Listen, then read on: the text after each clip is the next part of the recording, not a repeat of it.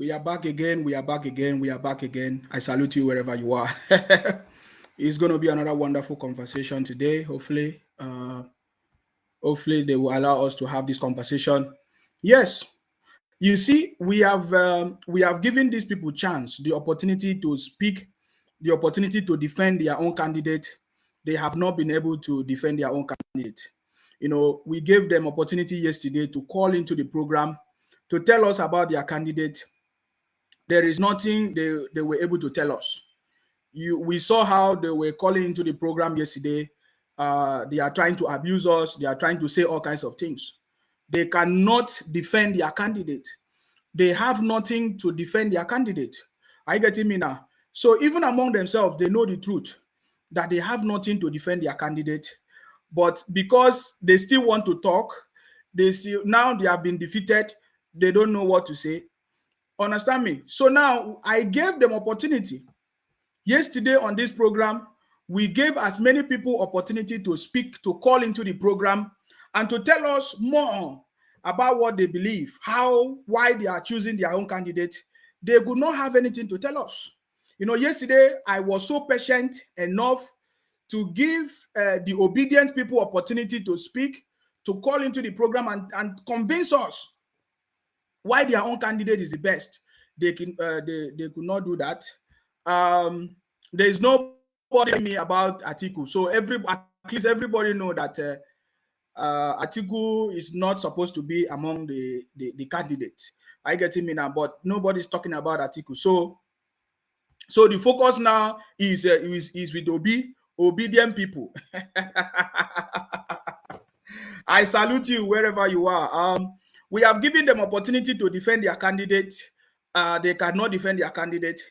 Whenever they call into the program, what they are doing is to be abusing people, saying all kinds of things, but they cannot tell us the reason why they are supporting their own candidate, why we should vote for their own candidate, or why we should change our mind to support their own candidate. So that means that they know that they have nothing to offer. They know that they have nothing to offer, but they just want to be making noise and be talking all kinds of things. Are you getting me now? I believe the only thing that the obedient people have is only insult. I think that is the only way they are marketing their own candidate. Have you noticed that the only thing that obedient people have is to insult people? If they are not insulting you, they are threatening you. If they are not threatening you, they are abusing you. If they are not abusing you, they will use the idea of age. They will say, oh, age, health. If it's not age, it's old man, it's this. That is the only thing they have. They know nothing about their own candidate. They have nothing to defend about their own candidate. That is why it is so funny that when we give them opportunity to call in and tell us about why we should even consider anybody or any of their candidates, they cannot. They only end up abusing people. We don't have time for that. How many days to go? How many days to go? You see, you cannot educate these people. They don't need education. After all, they say they are the best. They are the best people. They are the most educated. They are the most, without them, things cannot work in Nigeria. They are the owners of Nigeria. So there's nothing you want to educate them. That is why when they come to my platform, I treat them properly. I know how to treat them.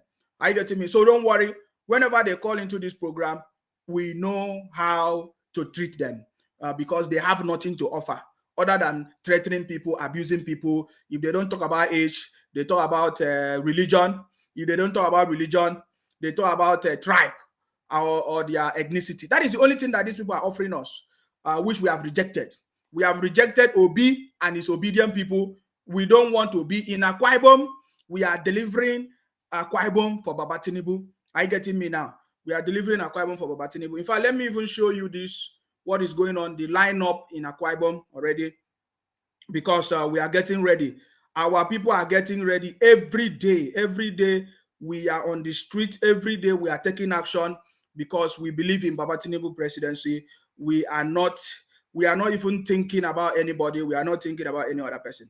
In Akwa Ibom, we have different people that we are supporting from the governorship to the House of Rep to the senators, and then the president is Baba Tinubu. Are you getting me now? So let me tell you about, because I need to move on. There's a lot of things we are going to talk about today. We are looking at the truth about Tinubu, Baba Tinubu, that they don't want you to know. The only truth about Baba Tinubu, the city boy, Jagaban, they are hiding from you. So in Akwa Ibom, we have our candidate already. Akwa Ibom, we are voting for Baba Tinubu, which is APC in Akwa Ibom. There is no other party that would do anything in Akwa Ibom. Trust me, everybody have the right to support their own candidate. But because Akwa Ibom people, we want to make sure that we are part of the national government in the south, we are going to vote for Baba Tinubu because we know that Baba Tinubu is the next president of Nigeria, and we are supporting Baba Tinubu. We also have other candidates in Akwa Ibom that we are going to support. The governorship candidate, which is, look at the governorship candidate. Look at them. I think I'm going to put it on the screen. You see, these are the people that we are going to support. We have different people in APC right now in Akwa Ibom because that is the party. APC is the party where Baba Tinubu is the president. So everything is about Baba Tinubu. Anywhere Baba Tinubu is where we are going. All of us in Akwa Ibom, we are supporting Baba Tinubu. Every place in Akwa Ibom, we are going to come out in mass and make sure that Akwa Ibom win for Baba Tinubu. Yes, Akwa Ibom must win for Baba Tinubu. We are going to make sure that we deliver. We are going to make sure that we deliver Akwa Ibom for Baba Tinubu. That's what I'm trying to tell you. Are you getting me now? So Akwa Ibom is going to win for Baba Tinubu. I know the way I put it. Some people say, "Oh, Siva, why are you saying Akwa Ibom? Don't you want to vote Obi? Obi is your in-law. Obi marry your sister." I say that is the reason why we are not going to vote for him. We never know Obi as our in-law in Akwa Ibom until now. That is why when everybody is calling Obi an opportunist, we can confirm it. Obi marry our sister from Akwa Ibom for a very long time. We never know anything. He never come to Akwa Ibom himself. All of a sudden, because he's contesting for presidency, he wants us to come and support him. And they are now looking for something to use to trick us to campaign for him. Are you getting me now? Today we saw Baba Tinubu. Baba Tinubu was welcoming everybody. I'm going to put the pictures on the screen. That's why I'm trying to download it. Today there was a peace, is it peace accord or peace agreement or signing of peace, whatever, in Abuja today. We saw Baba Tinubu greeting everybody. Even Baba Tinubu is the one going to meet them. That is the reason why I love Baba Tinubu, because he does not, they carry last. Are you getting me now? Baba Tinubu was the one that moved around, greeting all of them. Let me see.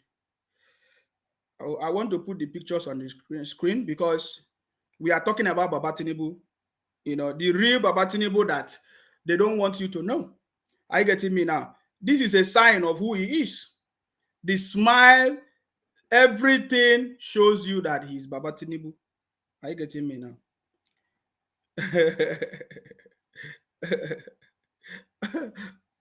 Wait, let me see if this one is going to show properly. Did you see Baba Tinubu? Kwankwaso was there. Everybody just shout, smiling. You see Baba Tinubu smiling with everybody there. I think this one is better. Even Baba Tinubu was greeting Obi. Look at Obi. You see Obi? Did you see Obi? Baba Tinubu was greeting him. You see that? And they are laughing. They are smiling.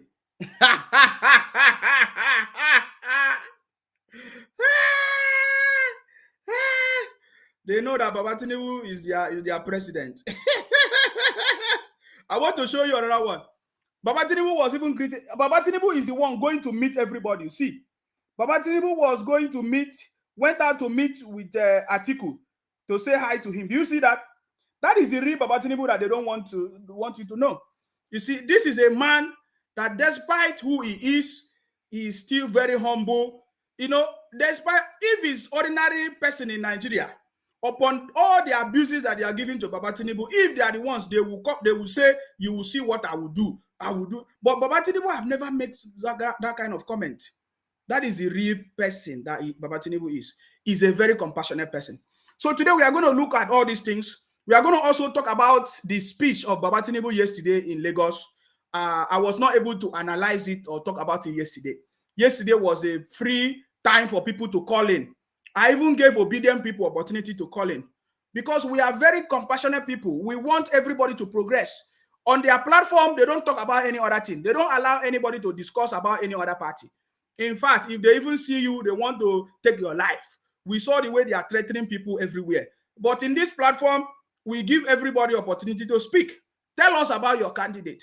But it's so unfortunate that the obedient people don't have anything to tell us about their candidate other than insult upon insult upon insult. Are you getting me now? They are only insulting everybody. Are you getting me now? So in Akwa Ibom, we have our own candidate. That's his name. You might not see very much. His name is Obong Akanimo Udofia. Let me see if I can download it so that I will share it on the screen, because we are going to be talking about all these people. These are the people we are going to vote in Akwa Ibom. We are going to make sure that we deliver Akwa Ibom for Baba Tinubu. That is what we are concerned about. Are you getting me now? But as we start this conversation, I want you to listen. I want you to listen to Baba Tinubu. Remember, our conversation today is the real Baba Tinubu that they don't want you to know. So that the future, I want you to listen to him. Listen. Is the future of this country. If the food we have enough to eat for ourselves and our children, if it is management of our family, we can do it for ourselves. Do you see that? Did you see the way Baba Tinubu is speaking? I want you to get ready for Baba Tinubu's presidency. That is all I'm trying to tell you. Get ready for Baba Tinubu's presidency because he's the right man for the job. I will start it from the top. Baba Tinubu say our wealth is our future. Our resources is our future. We have enough to feed Nigeria, pay everybody monthly salary, 10,000. 10,000 is even too small. 1 million, everybody, every family. But what has gone wrong? That is what Baba Tinubu is addressing here. This is the real Jagaban that the media is hiding from you. They don't want you to know who Baba Tinubu is. That is why the Biafra people, the IPOB people, the obedient people, what they use their media to do is to be running propaganda. You saw yesterday, you watch it live. When we gave people opportunity to call into this program, they are running propaganda, even when they know that they are lying. More than 3 people call into this program to bring their propaganda in our own program. The people, especially the Biafra people, which we know today are the obedient supporters. The Biafra people are the obedient supporters. They are the obedient people. Are you getting me now? The IPOP people, they all came into this program yesterday. When they had opportunity to call in, they were running propaganda upon propaganda and lies. That is the only thing they can do. So they have been using their media to run propaganda against Baba Tinubu. They have said all kinds of things against Baba Tinubu, but to their greatest surprise, it is not stopping the people from coming out to support Baba Tinubu. That is why yesterday, all of them, they were panicking. They are panicking. They are panicking because they saw the crowd that came out yesterday to support Baba Tinubu in Lagos. They saw the crowd. They never believe it. They cannot see that, man, there is no way. There is no way they can. They can see that their propaganda that they have been running for a very long time in IPOP, using Biafra, using obedient, the propaganda that they have been running against Baba Tinubu is not working. The sabotaging of their brothers, Emefiele and Grace Ngige, and all of them, is not working against Baba Tinubu. The way they try to sabotage the current administration of APC to use it against Baba Tinubu is not working. That is why yesterday you saw the way they were trying to run a propaganda. One of them called into the program and said, "Oh, it was one of the Agoros in Lagos." So why did you think that brother called in to tell us about Agoros in Lagos? Because that is the narrative that they have always been using to deceive only their people in their various WhatsApp groups. That is what they use. Earlier on, they were telling us that Baba Tinubu is not alive, that Baba Tinubu is dead. that Baba Tinubu cannot even rise up from his this thing. We all know the story of Buhari, how they say the person in Aso Rock is not Buhari, is Jubri. All those stories you see, it has not helped them. Have you seen it? All the story that they have been running for 8-10 years in the name of Biafra, IPOP, has not helped them. So now they have come to understanding that there's no way out. Somebody sent me a video that they are now saying that they are not supporting Obi again. What they want is a referendum. Because they have seen that Baba Tinubu is the next president of Nigeria, especially what happened yesterday in Lagos. They have seen the handwriting. They can understand that the only person that is going to win election, the only person that is going to change things in Nigeria is Baba Tinubu. That is why they are panicking. I get it now. So they have been running a lot of propaganda against Baba Tinubu, and that is why today I'm trying to do this, to make them understand that all their propaganda is not working. There are people that know the truth, and those people that know the truth believe in Baba Tinubu. They know the history of Baba Tinubu. All of them came out yesterday to support Baba Tinubu in Lagos. That is why they are panicking. I get it now. If you are wondering why they are panicking, this is the reason. So I want you to listen to Baba Tinubu. This is the real Baba Tinubu. I want you to listen to him. This is somebody that they say he has a mental problem, or is not sound, or cannot speak, or cannot lead you. None of the presidential candidates have been able to bring idea. Baba Tinubu is a brain power. And what we need in Nigeria is somebody that have that brain power. Somebody that can turn something from nothing to something. Somebody that can turn nothing to something. That is who Baba Tinubu is. He is a brain power. That is the genius that they are hiding. Whether you want to call it the genius or that is the person that they are hiding, that they don't want you to know. That is why they are trying to paint a black picture. For so many people today that are talking bad about Baba Tinubu, they don't know. They only listen to the propaganda of IPOP. Somebody called me some 2 days ago and was telling me, oh, they say that Buhari is dead, that Buhari is dead. They also say that Tinubu is dead, that person that is talking is not Tinubu. These are the things that they are sharing in their group. Guess what? It is only the Biafra people and obedient people. They are the ones sharing it in their groups because they want to use it to confuse their brothers. Are you getting me now? They are also running different propaganda among themselves that, oh, they are coming to do this. Tinubu is helping this to take over the country. That is what they are doing. They have been succeeding with their propaganda until this year. Until this year, we are telling them that your propaganda will not work anymore. Are you getting me now? So I want you to listen because we are talking about the truth about Baba Tinubu that they don't want you to know. That is our discussion today. So there's a lot of things we are going to be talking about. Listen. Is the future of this country. Listen, I want to start from the beginning. Our success is the future of this country. If it is food, we have enough to eat for ourselves and our children. If it is management of our family, we can do it for ourselves without seeing you. But we all say we must get together to rescue this country. Yes. So that the future of your children, my own grandchildren, and yours, we have a country they can be proud of.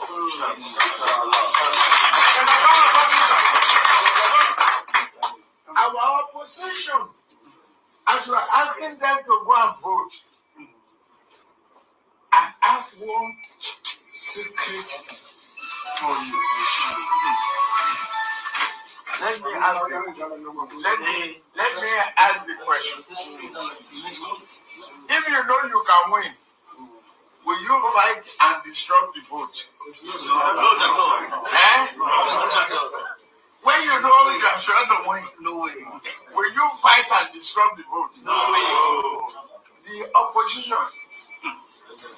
Your job is not to stay and make sure that they fight alone, that they vote alone. Your job is to protect that vote, to make sure that anybody who wants to fight, you don't allow them to fight because you know you are winning. You have everything is your vote. Any vote they cancel may be your vote. So the job is not the one getting people to vote, but getting people to protect that vote. Now listen to me. You see that? Now, after listening to Baba Tinubu, what do you have to say? After listening to the knowledge that is coming from him, what do you have to say?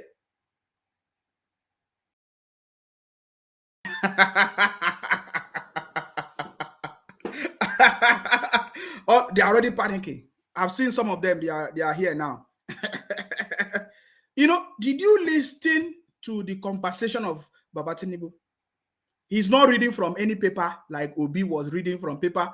He's not, there's nobody giving him those. He's using his mouth. You can see him, the way he's talking. You can see the way he's demonstrating. And you can see the way people are responding. Because what he's saying is the truth. Look at the way everybody pay attention. Because he's educating them. He's telling them that we have the resources, you know, to do whatever we want. He said, if you know that you can win election, are you going to be the one to fight or to destroy? He said, no, because you know that you can win it. This is the Baba Tinubu that they don't want you to know. They have painted a black picture. They have caged you. Some of you, we know the people are talking about. We are talking about the people from Biafra. They say they are from Biafra. We don't know where Biafra. I don't know why they have not gone to their Biafra. They are still roaming about in Akwa Ibom, roaming about in Rivers State, roaming about in Lagos. Instead of them to go to their Biafra. They say their Biafra is the kingdom of God on earth. Go there. They are just roaming about, destroying life, causing problems. The propaganda that has been run in Nigeria is the propaganda run by IPOP. Anywhere you go, even in this comment now, you will see it. They are the only one running propaganda. They are the only one destroying the country. They are the only one complaining. They are the only one crying. They are the only one, will I say, scattered around the country in Nigeria. They have gone to everybody. They have, in fact, I don't even know how to, the language to use there. They have misused everybody's state. They travel to all the states in Nigeria. They complain. They are, look at them. Look at them. They are the only one. They are the only one causing problems everywhere. You see, so we have known these Biafra people, these obedient people, as the people that is causing problem in Nigeria. That one is very, very sure. There is nobody that is going to say by now you don't know. So we know that one. I get it, Mina. So we see how they have been running their propaganda, deceiving only their brothers and sisters. Because I see nothing else. They are the only people that have been deceived. They can never deceive us with their lives. I get it. So Baba Tinubu was educating people, talking to people, and they were listening to him, and they agree to everything that Baba Tinubu was talking about. So when you listen to Baba Tinubu making that speech, what do you have to say about that? When they try to lie and say all kinds of things that does not make sense. I love, okay, let me just play this video. It's so funny. Somebody sent it to me. I was just listening to it. I was just laughing. I get it, meaning. I was listening. I was laughing. I was just laughing. I was just laughing at them because since I understand them, the only thing I can do is to be laughing at them. I get it, me. So I'm not the one that is saying it now. Before they will say, oh, Nsima, you're the one saying it. Let me play a video of somebody talking so that you listen. Listen. They talk of Peter Obi, but have you asked yourself, how well did you know Peter Obi? People are just talking of Peter Obi because of what Peter Obi is saying, not that they know him. There's a difference between you hear somebody talk and you knowing him. If you want to talk to people that know him, Peter Obi was governor for 8 years. He has commissioners, he has SSA, he has SA, he has people that work with him. Why are those people not with him now? These are people that knows him very well. Why are they not with him? How will a man from Anambra State contesting for president is doing grand finale of his own state, of his own election in Lagos State, he no go Anambra State. Then be say he's telling Nigerians, say Anambra people don't reject him. You know if you go home, go campaign. You know if you go home, go drink water. But at Lagos State, you say you won't come. You do your grand finale. For waiting now. For waiting. Nice one now. Back to your Did you hear that? I'm not the one saying it, though. I'm not the one saying it. Another person is using his own mouth to say it. And that reminds me, we have seen so many people come out to tell us more about Baba Tinubu. Whether good or bad, though, we have listened to many people come out to tell us about who Baba Tinubu is. What about this man? Who work with him? That is what that brother is talking about. That who work with Obi now? How can you say you are a commissioner? A governor. Is it commissioner? That you a governor in nobody, no single person when you were governor came out to support you up to today. And you did not go home. Let your people welcome you back home and say, our son is contesting for election or presidency. You did not go home. You went and celebrate your this thing. Okay, I think I've seen them starting to do rubbish with this broadcast. So you see, why is it that nobody has come out to tell us something about it? That is something that should make anybody supporting Obi to think. Why is it that nobody up till now, throughout the campaign period, how many weeks now, and up till now, this is the last week, no single person, no single commissioner, no single person that Obi worked with as a governor has come out to say, this is what Obi achieved, this is what he did, look at his own style of leadership. Why? This is a question that people must ask. Why? It means he was a failure. That is why nobody is able to come and identify with him. And guess what? Let me tell you what Ojus Okalu said. Ojus Okalu said, Nigerians not ready for Igbo president. This is from Ojus Okalu. I'm going to read what Ojus Okalu said. So now you understand that whatever Obi or obedient people are doing, they are only doing it by themselves. They are not doing it because they know what they are doing. They are doing it because they want to cause problem. They want to destabilize everybody. Are you getting it now? Ojus Okalu is even telling you that Nigerians not ready for Igbo president. It's not even Nigerians. It has nothing to do with Nigerians.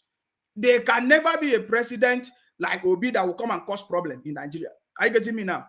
So now look at it. If you read it, you say, according to Kalu, this is on Vanguard. You can go and search for it if you want to read more. According to Vanguard, this is according to Vanguard, yeah? Then Kalu, a former governor of Abia State, the February 25th presidential election is not the best outing for the Igbo people because the people of the Southeast need the support of 5 other regions for one of their own to be president. Do you see that?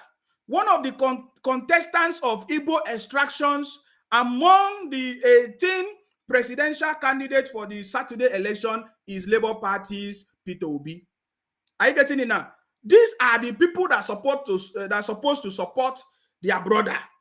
Why is it that there is nobody from Igbo land that is supporting Obi? Have you ever asked yourself that question? I want you to ask yourself that question. Is only miscreant? Why is it that it's only these Biafra people, they are the ones supporting Obi? Why? Because Obi is their leader too. I want to read that this thing on the screen so that you can see it as I read it. So let me try to put it on the screen. Hopefully they will allow it to show. Because I'm seeing them trying to do whatever they want to do. Now listen, this is on Vanguard today. Today is Wednesday, 22nd of February 2023. You can see the news boldly written. Look at it. Nigerians not ready for Igbo president. I get it. That is why I was telling you that it is not the choice of the Igbo. Obi is not the choice of the Igbos. Obi never consulted the Igbos. Obi never talked to any elder in Igbo land. That is why there is no elder that is supporting him. There is no, even when he was in Anambra, there is nobody that is. How can you say you were a good leader? Nobody is coming out to support you. I want to show you the reason. Why I'm doing this is because we have seen so many people come out to speak about Baba Tinubu. Why is it that nobody speak about Obi when he was a governor? That is what I want to know. Instead, we are seeing their brothers coming out to say things that is not in favor of Obi. Are you getting it? So this is what Ojus Okalu said. Are you getting me now? Okay, I want to just make it a little bit bolder. Can you see it? He said, according to Kalu, a former governor of Abia State, the 25th presidential election is not the best outing for the Igbo people because the people of the Southeast need the support of the 5 other regions, 5 other regions for one of their own to be president. This is something that is very important. You need the support of everybody to win election. But from what Obi have been doing, I don't know. I don't know any of the tribe that is supporting Obi. I don't know any of the tribe. The North is not supporting Obi. The South is not supporting Obi. The East is not supporting Obi. You understand me? So that is what we are talking about here. So this statement from Ojus Okalu is a confirmed conversation. So I don't even want to go deep. If you want to read it, you can go on Vanguard and get this information and read it for yourself. Are you getting me now? These are the elders in Igbo land. These are the elders in Igbo land. Are you getting me now? Did you see that? Because that is the truth. That is the truth. You know, when we say something that touch their hearts, they will be crying, they are going to be weeping, they are going to be saying all kinds of things. In fact, this Ojus Okalu did not just say this alone. You know, he also said it, you know, on was it on channels. I want you to listen before I move forward because I think this is very important. This side of the story is very important before I move. I want you to listen to Ojus Okalu. I'm not sure I'm going to be able to play all of them, but I'll just try to play some part of it. Are you getting me now? They were asking Ojus Okalu questions upon questions. I want you to listen to him. Jurisdiction, as long as the courts are properly seated, like the Supreme Court did, the Attorney General could have asked the President and to obey 100%, and also ask the President can ask the Attorney General backwards to go for review. And when they go for review, the review is what will bring the best out of it.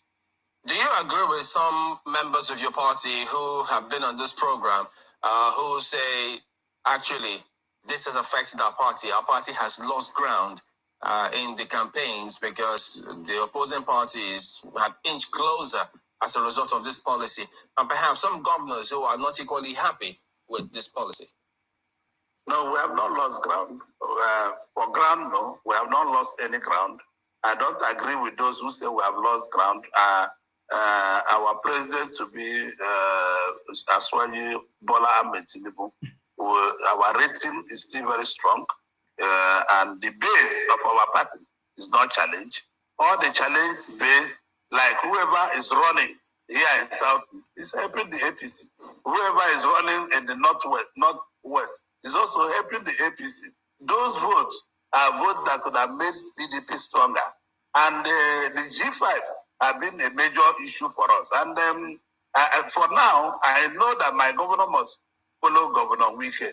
I don't know, but I know he will go with Wike. So it's likely we are going to work together with him. I'm still expecting his call for him to call me and give me modality and say we are going to work together. But he has not done that.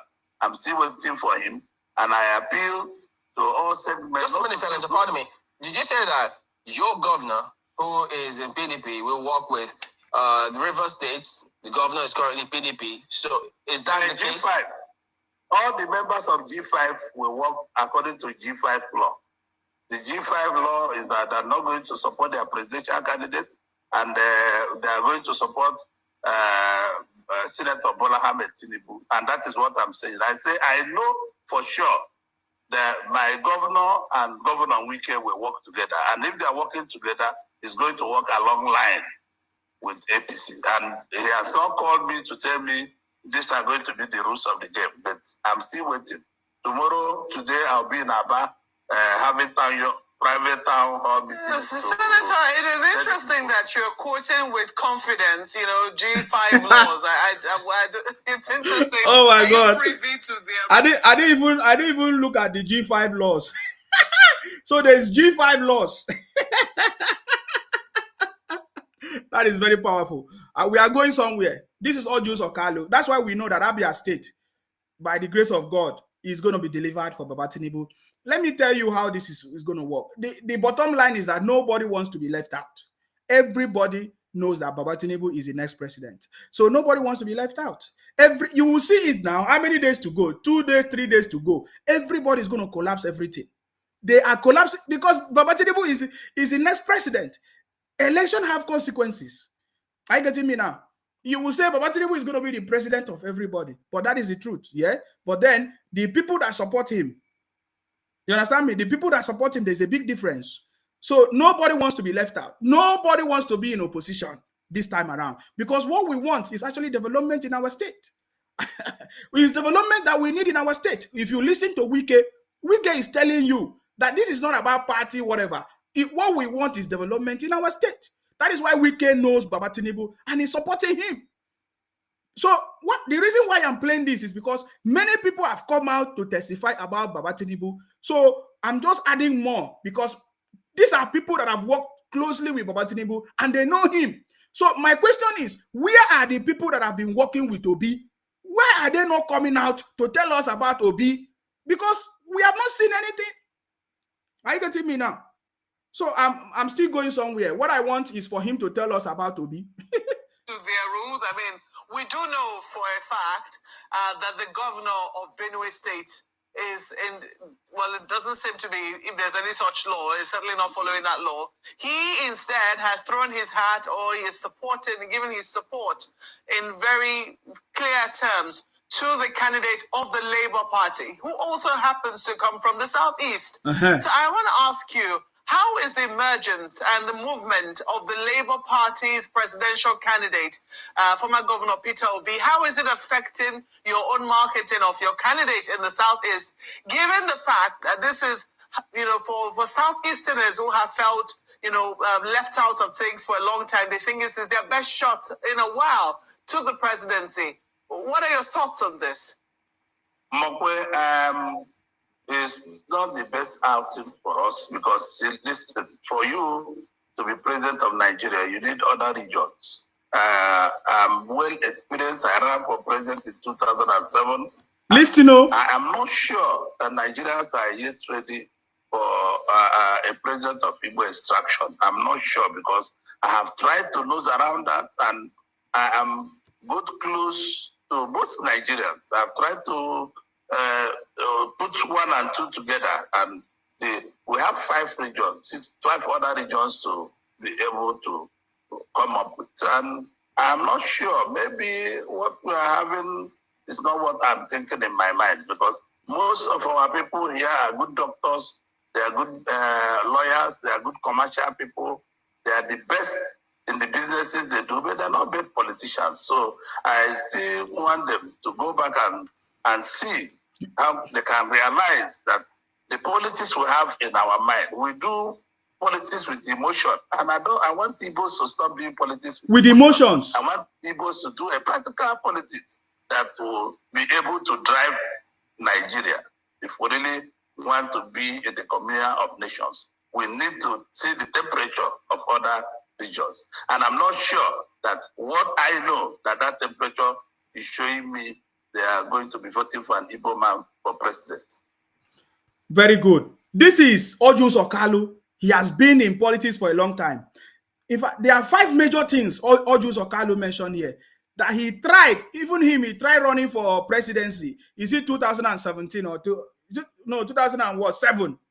That he ran for presidency. As he tried it before, nobody voted for him. Ojus Okalu said number 1. Number 2, he said that there is nobody that is ready for Igbo presidency. For me, I would think when you say nobody is ready for Igbo, that is completely wrong. We have not seen the Biafra people, as they choose to call themselves, ready to be part of Nigeria. We have seen them calling all kinds of names, abusing everybody, threatening everybody. They are not building bridges. They think that they can use abuses. So they are the one causing the problem by themselves. Are you getting me? That's number two. Number three, he said that his own people, the Igbo people, are good in their business. They are very good in doing their business. They are trading, just like Obi. Obi is a very good trader, according to him. He does buying and selling, importation, consumption. Now you say he's no more going to be doing consumption. You want to change from consumption to production. Well, that is by the way. So Ojus Okalu confirm what we have said many times. What if people are good in something? Why don't you specialize in what you are good of? We know that the Igbos are good in business. We know that the Igbos are good in business. So they should focus on the business. If they need investment, if they need more training to be specialists in that field. So Ojus Okalu confirm it. He said some of them are doctors, some of them are engineers. They have their own thing that they are so specialist in, but they are not good in business.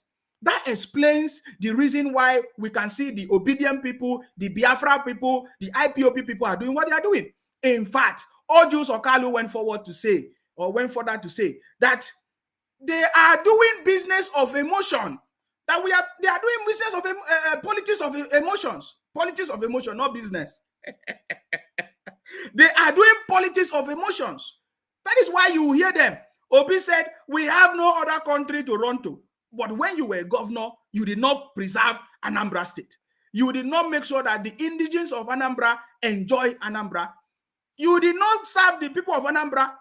They do politics of emotions. When you see them here, look at all of them. When you see their comment, they will say old age. They do politics of emotions. They don't have solid foundation. They don't have knowledge about politics, which we can see. Yet they have not been able to accept it. Now they have listened to Ojus Okalu saying the same thing, that the people from the southeast, especially the Biafra people, the IPOP people, the obedient people, of course, that they do politics of emotions. Listen to their conversations. They can never tell you one thing that is good, that they can see in Obi that will deliver Nigeria. Before now, they were telling us that Obi did something in education. And when we dig deep, we discover that they use special centers in Anambra State to pass their examination, their WAEC examination. And then when it was discovered, all of them were punished. The school board, the WAEC board, punished those private centers, those special centers that they use in Anambra State. So there wasn't anything that Obi did.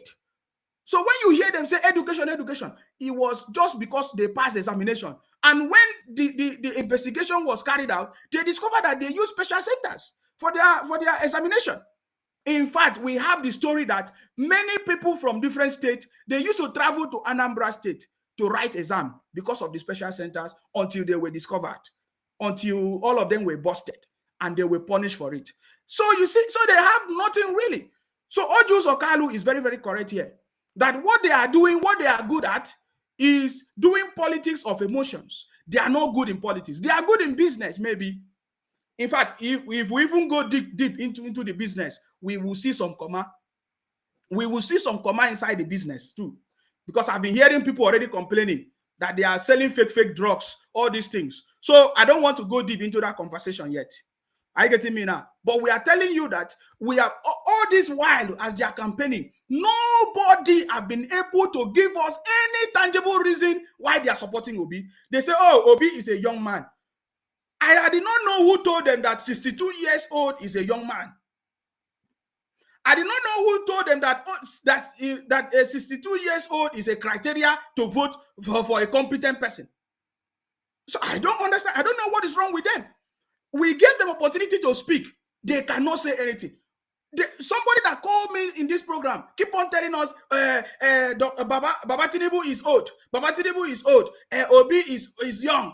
I say Obi is 62 years old. So your criteria for voting Obi is because he's young. Is that the criteria? He went further to say, no, it's by the grace of God. That Obi is going to win by the grace of God. So these people are doing politics of emotions. That is what Ojus Okalu just confirmed, the former governor of Abia State. Though Ojus Okalu did not perform well in Abia State, he is part of the problem of the Southeast. Are you getting me now? But in this statement that Ojus Okalu made, is very, very correct. We have seen them doing politics of emotions. When you have defeated them in the conversation, when you tell them that age is not something that we can use. After all, Ojus Okalu was very young when he was a governor in Anambra, in Abia State. Obi was very young when he was a governor in Anambra State. Soludo today is young. He's a governor in Anambra State. What has changed? There are so many people that are young today. So many governors, so many young governors in Nigeria that, especially in the Southeast, that is not doing nothing, that has done nothing. That is why all the people from the Southeast, they are running to different places, to states that are working. They are running to River State, they are running to Akwa Ibom, they are running to Lagos. And when they get there, because they have nuisance, they have stupid character, they bring their stupid character to try to dominate everybody. Do you see it? So, Ojus Okalu is right. Maybe this explains the reason why the Southeast have not developed. You cannot compare. Southeast is the most underdeveloped region in Nigeria. Southeast is the most underdeveloped region in Nigeria. So that explains the reason why they travel the most all over the world.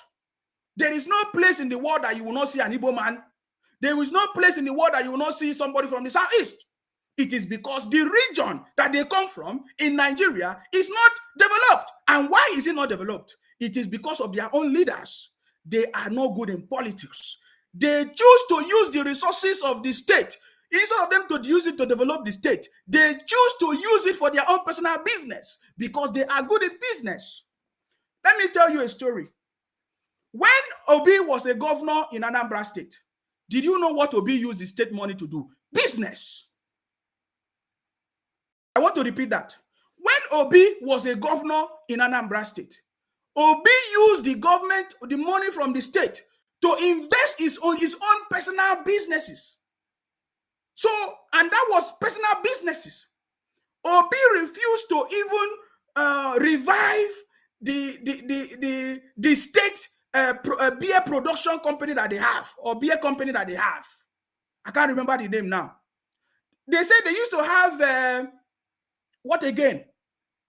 So many things that Obi refused to invest into that was for the state, but they choose to do their own personal business. So that explains to us that they are very good in their business. So they should have nothing to do with politics. I keep saying this thing. Go to the Southeast, you will see underdevelopment. But there are few people that are bringing some changes. People like, what's his name? Dave Umahi of Ebonyi State. People like Hope Uzodinma of Imo State. These are the different breed of people, and they are different for a reason. The other day, I was talking about the reason why Dave Umahi of Ebonyi State is different. He does not have the mindset of the Southeast. That is why he said he's going to use Ebonyi State to liberate the people from the Southeast. That is what Dave Umahi said. And that is why Ebonyi State is better than other states in the Southeast. So there is more reason why you see many people from the Southeast travel everywhere in Nigeria and they are causing problems. They are the one, if listen, wherever you live, pay attention. Anybody that is saying that Nigeria is not working must be from the Southeast. Anybody that is talking rubbish, condemning Nigeria is from the Southeast. They never say good thing about Nigeria. Do you know why? Because their own region is nothing to write home about. Their leaders have refused. The people from the Southeast especially don't understand that it is not the federal government that will develop the state in the Southeast. They don't know that. That is why every day you will hear them complain that the federal government is not doing anything, that the government is not doing anything. Why they have state governors? They never ask themselves, why? What is the job of the state governor? I don't know if you understand. So I believe that Ojus Okalu was able to explain to us the reason why the Southeast is the way it is today, because they don't know how to do politics. He said that they do politics of emotions. They are good in business. So they are not. That simply explains why the Southeast is not working. If you go to the Southeast, in fact, Anambra State alone collect 54 billion monthly allocation every month. And Soludo have been in that place for how many months now? Getting to 1 year. What project has Soludo done? And soon now it's going to be 2 years. Before that, they will start complaining. They say, oh, the federal government, there is no federal government present. There is no federal government present in Anambra State or in the Southeast. We see what Wike have done in River State. Even the road that they say is federal road, we have seen Wike commission or flag off the road 2 days ago in River State. When you have a governor that is committed for the development of your state, there will not be excuses. Instead of that, you will see the governor go and drag the federal government and say, this is your job. But you see, if the state governors themselves are failing, they don't have any temerity to drag the federal government to do what they're supposed to do for their state. Do you understand now? So when you see these obedient people, Biafra people, IPOB people, they are the same. When you see them behave the way they behave, don't blame them too much because their brain have been damaged because of their leaders in the Southeast. They don't know how things are working. They don't understand that if Nigeria is not working, it means there will be no place that they will be able to run to. But they are running to River State. At least River State is better than Anambra. They are running to Akwa Ibom. At least Akwa Ibom is better than Anambra. It means that there is a leader in those places that make those things, those states to be working. They are running to Lagos. It means Lagos is better than Anambra. Even as themselves, they are the ones still using their mouth to say, oh, Lagos is nothing. It's a slum. But it's better than Anambra. That is why all of them are running to Lagos. Even Obi himself cannot live in Anambra where he was a governor. He ran to Lagos. I learned that they say that Obi is the first presidential candidate that will not vote in his own state. He's going to be voting in Lagos. You listen to what that brother said. That instead of Obi to finish his own campaign in his own state, he came to Lagos. So it means that there's something wrong. And that brother said in that video that it means that Obi have told us that even his own people have rejected him. In case you did not listen to what that brother was saying, let me look for that video and bring it, because this is what, understand me? This is the foundation of what we are talking about. I know when we talk these things, they don't want to listen. No, the only thing they can do is to be abusing me because they know the truth, but they don't want to listen. But as long as they continue to deny this fact, that is why they will continue to be talking about Biafra, killing themselves, fighting among themselves. They cannot come together to find a perfect solution for their own people. I want you to listen to this brother again. Have you asked yourself, how well did you know Peter Obi? People are just talking of Peter Obi because of what Peter Obi is saying, not that they know him. There's a difference between you hear somebody talk and you knowing him. If you want to talk to people that know him, Peter Obi was governor for 8 years. He has commissioners, he has SSA, he has SA, he has people that work with him. Why are those people not with him now? These are people that knows him very well. Why are they not with him? How will a man from Anambra State contesting for president is doing grand finale of his own state, of his own election in Lagos State? He no go Anambra State. Then they say he's telling Nigeria, say Anambra people don't get him. You know if you go home, go campaign. You know if you go home, go drink water. But now Lagos State, you say you won't come do your grand finale. For waiting now. For waiting. Nice one now. Back to your You see that? So now that tells you that other people understand. They have seen the truth. They know that there is something that is wrong with Obi, because there is no way, if people are celebrating you from your state, you just imagine me now. I come out to say I want to be something in Akwa Ibom. Where should I run to? I should run to Akwa Ibom people. They are the ones that should back me up, protect me, shout for me, campaign for me. But Obi is running away from Anambra State. There must be something. That tells you that there is something that Obi did not do in Anambra State. So it's not just me that observe it. Other people observe it, and you can listen to their comment. Somebody here, you see, I was reading the comment now. Somebody said that even Jesus Christ is not everybody that love him. You see, they are very emotional people. They are running politics of emotion. He's not changing it to religion. He's telling me that that is why somebody called into this program and said, Obi is going to win by the grace of God. I say, how is he going to win?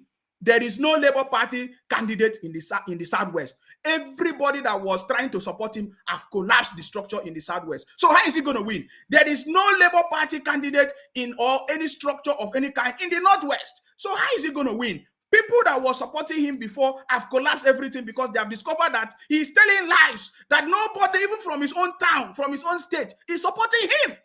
My brothers and sisters, you will run away. You don't want to be a scapegoat. That is why Ojus Okalu, who is a very experienced politician from the Southeast, in case you don't know, Ojus Okalu, you know about the story of Ojus Okalu. Ojus Okalu worked with Obasanjo. You know what that means. He has been working with prominent people, prominent politicians. He has been there for a very long time. He is the one telling you this. This video I'm playing to you was done some few hours ago. You see, this is video that was made today. He's telling you that the people from the Southeast, in fact, he said the Igbos. I don't want to mention the Igbos before they will start fighting me. He said, oh, Sima, why are you fighting the Igbos? Because that is what they do. When you say the truth, they will change it to tribal something. Are you getting me now? Ojus Okalu, that is a very well experienced politician in Nigeria, is telling them their problem, but they are not listening. Are you getting it now? I want to repeat some part of what Ojus Okalu said. I believe it will make sense to you. APC. Whoever is running in the northwest is also helping the APC. Those votes are votes that could have made PDP stronger. And the G5 have been a major issue for us. And for now, I know that my governor must follow Governor Wike.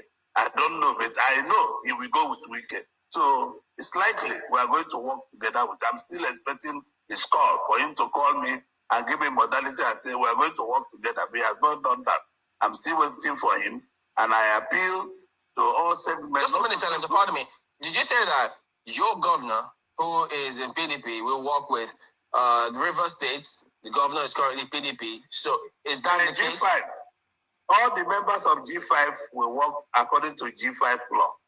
The G5 law is that they're not going to support their presidential candidates, and they are going to support Senator Bola Ahmed Tinubu, and that is what I'm saying. I say I know for sure that my governor and Governor Wike will work together, and if they're working together, it's going to work along line with APC. And he has not called me to tell me these are going to be the rules of the game, but I'm still waiting.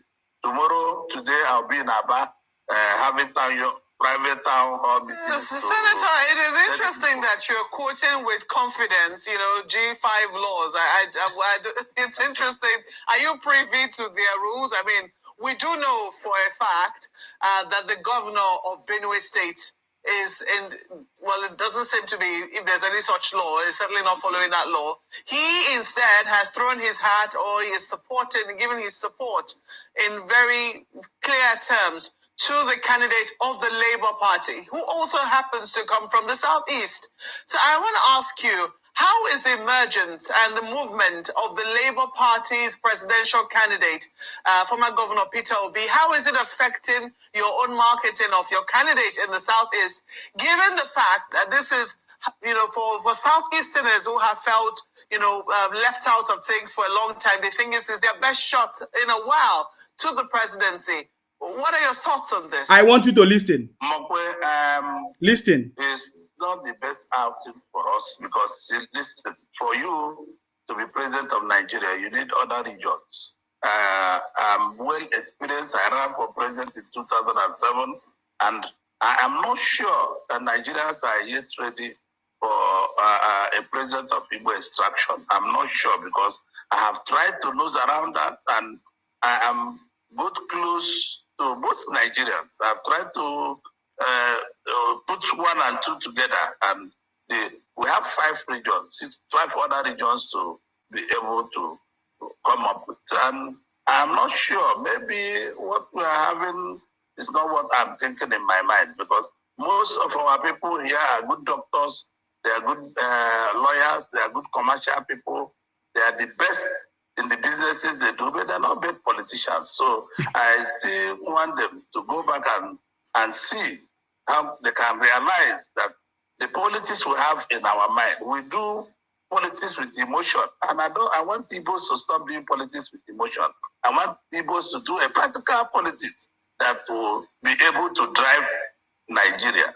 if we really want to be in the communion of nations, we need to see the temperature of other regions. And I'm not sure that what I know that temperature is showing me they are going to be voting for an Igbo man for president. No, there is nobody that is going to vote for Obi for president. There is nobody. You see, Ojus Okalu said he tried it in 2007. You see, he said that the Igbos are running a politics of emotions. That is why somebody prayed to me. You see their comment. They say, Nsima, you will die if you don't support Obi. They say, Jesus Christ is going to kill you.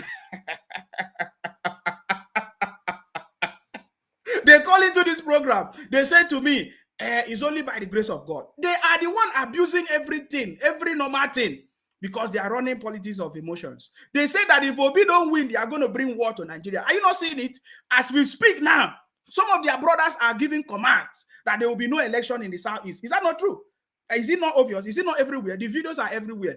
See, the reason why I don't want to talk about the people talking about election, there is no election in their fraud land, is because they are making noise. If they lie, let them come out. Buhari is ready for them. Nigerian government is ready for them.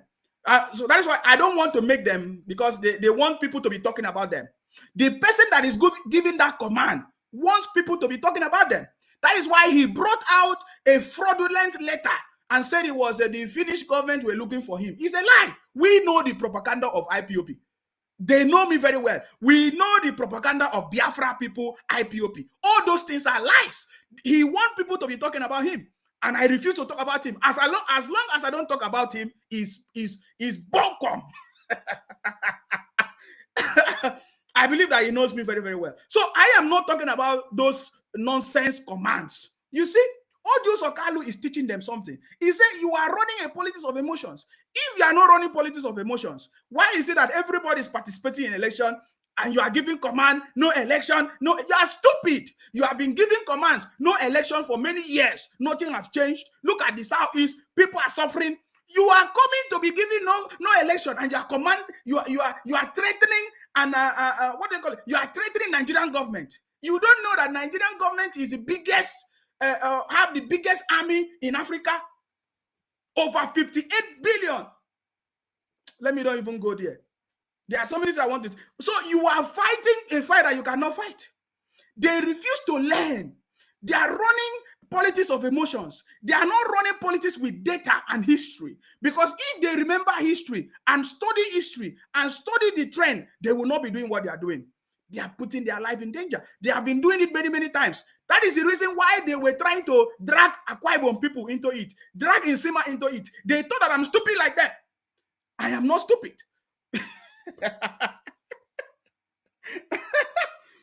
You know, that is why they are trying to drag people like Edo. You see, when they started giving their commands, they say there will be no election. They mentioned Edo. They mentioned some places in Edo. I think they mentioned some places in Calabar. They are stupid. We have told them. Our state government in Akwa Ibom, if we catch anybody talking about Biafra, one of my brothers just gave me some information. If we catch anybody talking about Biafra in Akwa Ibom, we will treat you as a criminal. You are a thief. You want to bring destabilization to Akwa Ibom. You want Akwa Ibom to be turned to Southeast. Stupid. So Ojus Okalu has confirmed that they are only running business of politics. So anybody that wants to be a politician in Nigeria should not follow any politician from the Southeast, because they don't know how to do politics. They don't have foresight. They don't have foresight. They never understood.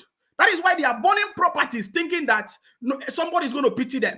If you burn your properties, if you say no election, if you say sit at home, who is going to suffer? It's the same you that will suffer. Tomorrow you will come out and cry. You say no federal government presence in the Southeast. Why? You are the one that have been driving federal government presence away. You are the one causing problems. You are the one saying nobody should come to your state, no election, causing problems. They are running politics of emotions, and Ojus Okalu have just confirmed it. Are you getting me now? If you see them talk the way they talk, it's because they are running politics of emotions. Some of them, if I play some of the voice note that they sent to me, you will understand that they are really, really running politics of emotions. They are not opening their eyes. They are not seeing the reality. Are you getting me now? So we have settled that their problem. If they like, they should say no election. If they should like, they should do whatever they want to do. They are destroying their own lives. And very soon, they will talk about it. You know, sometimes when they want to accuse me, they say, Insima, oh, you were part of the people that was saying no election in Biafra land. That was then. And when I noticed that something was wrong, I came out to say it and they didn't like it. They sacked me 4 times when I noticed that something was wrong. If we say something for a certain period of time, we know the reason for saying it. And when we say it and something is not working, we have to change the strategy. You cannot be fighting everybody when nobody is supporting you. When you are making mistake, it's obvious and you are doing something that is wrong and you are putting your life in danger. Are you getting me now? So we understand what is going on. When you see any threat, any video from anywhere saying no election in the Southeast, they are only putting their life in danger. They have also been putting their life in danger many, many times. They say it's either Biafra or death. But guess what? People that are staying abroad, they are not dying. No, it's only those stupid ones in their Biafra land. They are the one dying. They are the one dying. So let them continue to die. If they want to die, let them continue, because that is their choice. That is what they have chosen. So don't worry. If you see any video, they say no election in Biafra land, that one is too small for the federal government to handle. We already know that the federal government is prepared for election. So anybody that want to endanger his or her life should go out and say no election. You are stupid. You have not been able to bring Mazi Nnamdi Kanu out from DSS dungeon. He's almost getting to 2 years now. Your eyes never open. When your eyes open, you will understand. So that is, by the way, I'm not going to go further into Ojus Okalu conversation, because Ojus Okalu have settled that conversation. Now, remember, these are people that are speaking for Baba Tinubu. Our conversation today is that the truth about Baba Tinubu that they don't want you to know. How many people have come out to speak about Baba Tinubu? Ojus Okalu is an Igbo man, but he has seen leadership in Baba Tinubu, and that is why he's speaking for him. In fact, Ojus Okalu said that the current governor in Abia State, all of them are going to support Baba Tinubu. The current governor, who is a PDP member, they are going to support Baba Tinubu for presidency, because nobody wants to be left out in this administration of Baba Tinubu. Are you getting me now? Nobody wants to be left out. Okay, that is by the way. I want to tell, we are telling you the truth, the real truth about Baba Tinubu that the media and others don't want you to know. That is what we are talking about here. And many people have been telling us more about Baba Tinubu, but they are not sharing it. Today, I want you to listen to one of the prominent persons that we know in Nigeria as well, Asari Dokubo. These are people from different places that I'm bringing out. I'm not even bringing anybody from Yoruba land yet. These are people from different tribes in Nigeria. That is why if you listen to Ojus Okalu say, we have 5 regions in Nigeria. For you to be a president, you must be able to get the support of everybody. Now, I'm showing you people from different tribes in Nigeria that is supporting Baba Tinubu because of his leadership. I've just told you about Ojus Okalu. Ojus Okalu is from the Southeast. I'm not even talking about Dave Umahi. I'm not even talking about Hobus Odima. I'm not even talking about even Soludo is also supporting Baba Tinubu. All of them, they know the man for the job. And that man is Baba Tinubu. Now, let me tell you about Asari Dokubo. Okay? So we are going to be listening to Asari Dokubo. Asari Dokubo giving you some important things. My focus here is what he said about Baba Tinubu, because that is the area I'm focused on. So I'm gonna move it a little bit further. So I'm not going to start from. So I want you to listen to Asari Dokubo. I am an Ijaw man, but I'm a Muslim. Majority of Ijaw people are Christian and other things. So can you say Ijaw people who believe in Egbezu, who believe in Akaso, who goes to church, because infinitesimal number of Ijaw people who are Muslim. I'm just a Muslim. But yes, when you now bring it at the national level, yes, with national policy. So what Asari Dokubo is talking about is the APC issue with Baba Tinubu, because they're trying to say that because Baba Tinubu is in APC and maybe APC is not doing well, so Baba Tinubu is going to be a failure too. So that is why Asari Dokubo is explaining it, that is a lie, that Baba Tinubu is not going to be a failure, that it has to do with personality. Today, I'm not supporting APC. I'm supporting Baba Tinubu. But because Baba Tinubu is in APC, that is why APC is the party that we are voting for. Are you getting me now? Are you getting me? It is the person that is running an organization that makes it a better organization or a bad organization. Are you getting me now? Now we know the antecedent of Baba Tinubu. We know the track record of Baba Tinubu, how well he performed in Lagos, and he has brought in people to perform with him. I mean, people that have done the job with him. Are you getting me now? He has worked with people. You know, that is one thing I like about Baba Tinubu. He is good. People work with him. He worked with people. He have never given himself any glory and said, I'm the only one that have done this. He gives praises to people that have worked with him and make him successful. That is why today I'm going to talk about the speech that Baba Tinubu gave yesterday in Lagos. That tells you that Baba Tinubu is a leader. It is the actual person that we need in Nigeria because he knows how to assemble excellent brains, deliver results. That is the man that we are going to look for. Look at it though. Asari Dokubo is even defending Baba Tinubu. I'm sure Baba Tinubu did not even send him to do it. But Asari Dokubo is defending Baba Tinubu. Who else can defend Obi? Who else can defend Atiku? That is what I want. I have not seen anybody defend Obi anywhere other than him talking by himself, giving us fake numbers and figures or data. I want you to listen from a third party talking about Baba Tinubu. You have listened to Ojus Okalu from the southeast. Now we are listening to Asari Dokubo from the Niger Delta, south. You see, and Ojus Okalu said, for you to become the president of Nigeria, you need the support of everybody from all the tribe. There are about 5 regions in Nigeria. Do you understand it now? He said, Obi do not have such support. Obi is not building bridges. All is forming a movement that is abusing everybody. Even as I'm speaking now, you can see all the comments. Take a look at the comment. The people that are abusing me right now are obedient people. They are the people supporting Obi. So how can they achieve anything? How can they achieve anything? So let me start from the top so that you understand what Asari Dokubo is talking about here. At the political party, because here is parties that present the candidates. So he will still work within the same party, within the same structure. And they, from what they've seen, they don't think their economic life is any better. So they think, why should I continue in the same breath? Excuse me. When you say individuals differ, individuals cannot be tied to political party. I am an Ijaw man, but I'm a Muslim. Majority of Ijaw people are Christian and other things. So can you say Ijaw people who believe in Egbezu, who believe... Oh, somebody says 6 region. Yes, actually 6 region, right? 6 region. I don't even see Nigeria as 6 region. I see Nigeria as the north and south. That is the truth. Thank you very much for that correction. Thank you.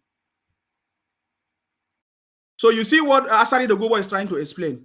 This is the narrative that the obedient people are using.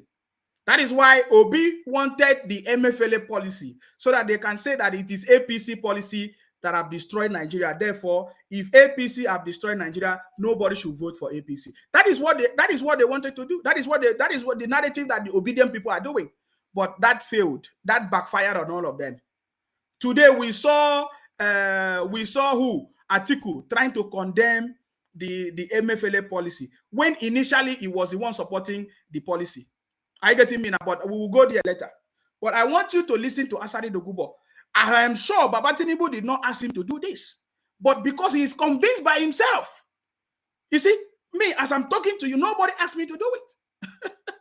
In fact, I was speaking to my friend. He was even telling me that, my brother, if I don't know you, I could have said maybe you are taking something to withstand all these abuses that they are giving to you. I say no, you know me, of course. So when they talk rubbish, don't worry about them. We have overcome the world. That is why we are kings and queens.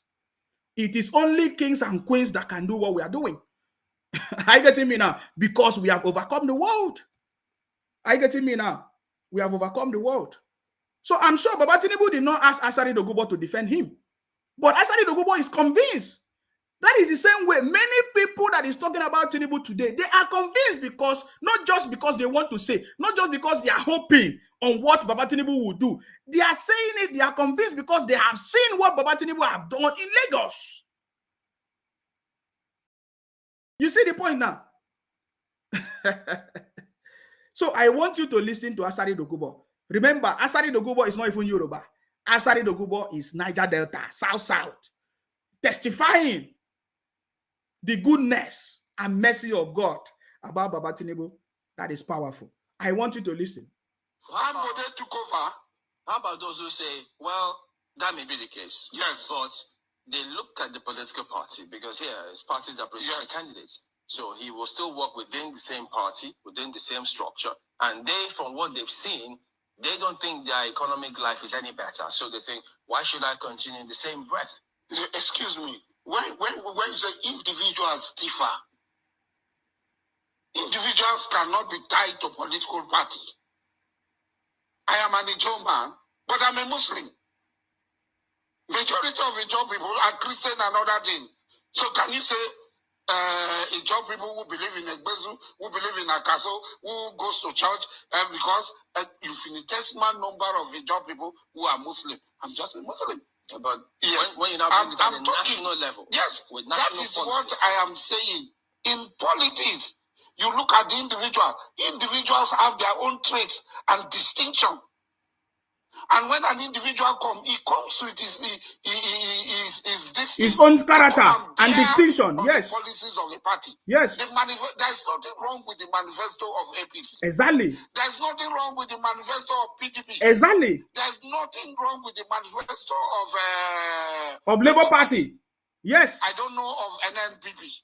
It is the person that is running it. There's nothing wrong. Mm-hmm. You go there, very nice things are said. It will take an individual touch to be able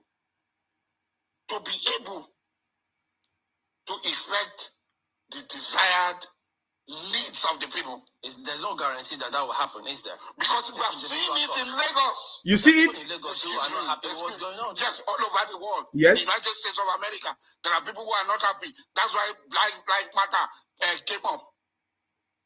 There are people in Qatar today who are talking about the policies of Qatar.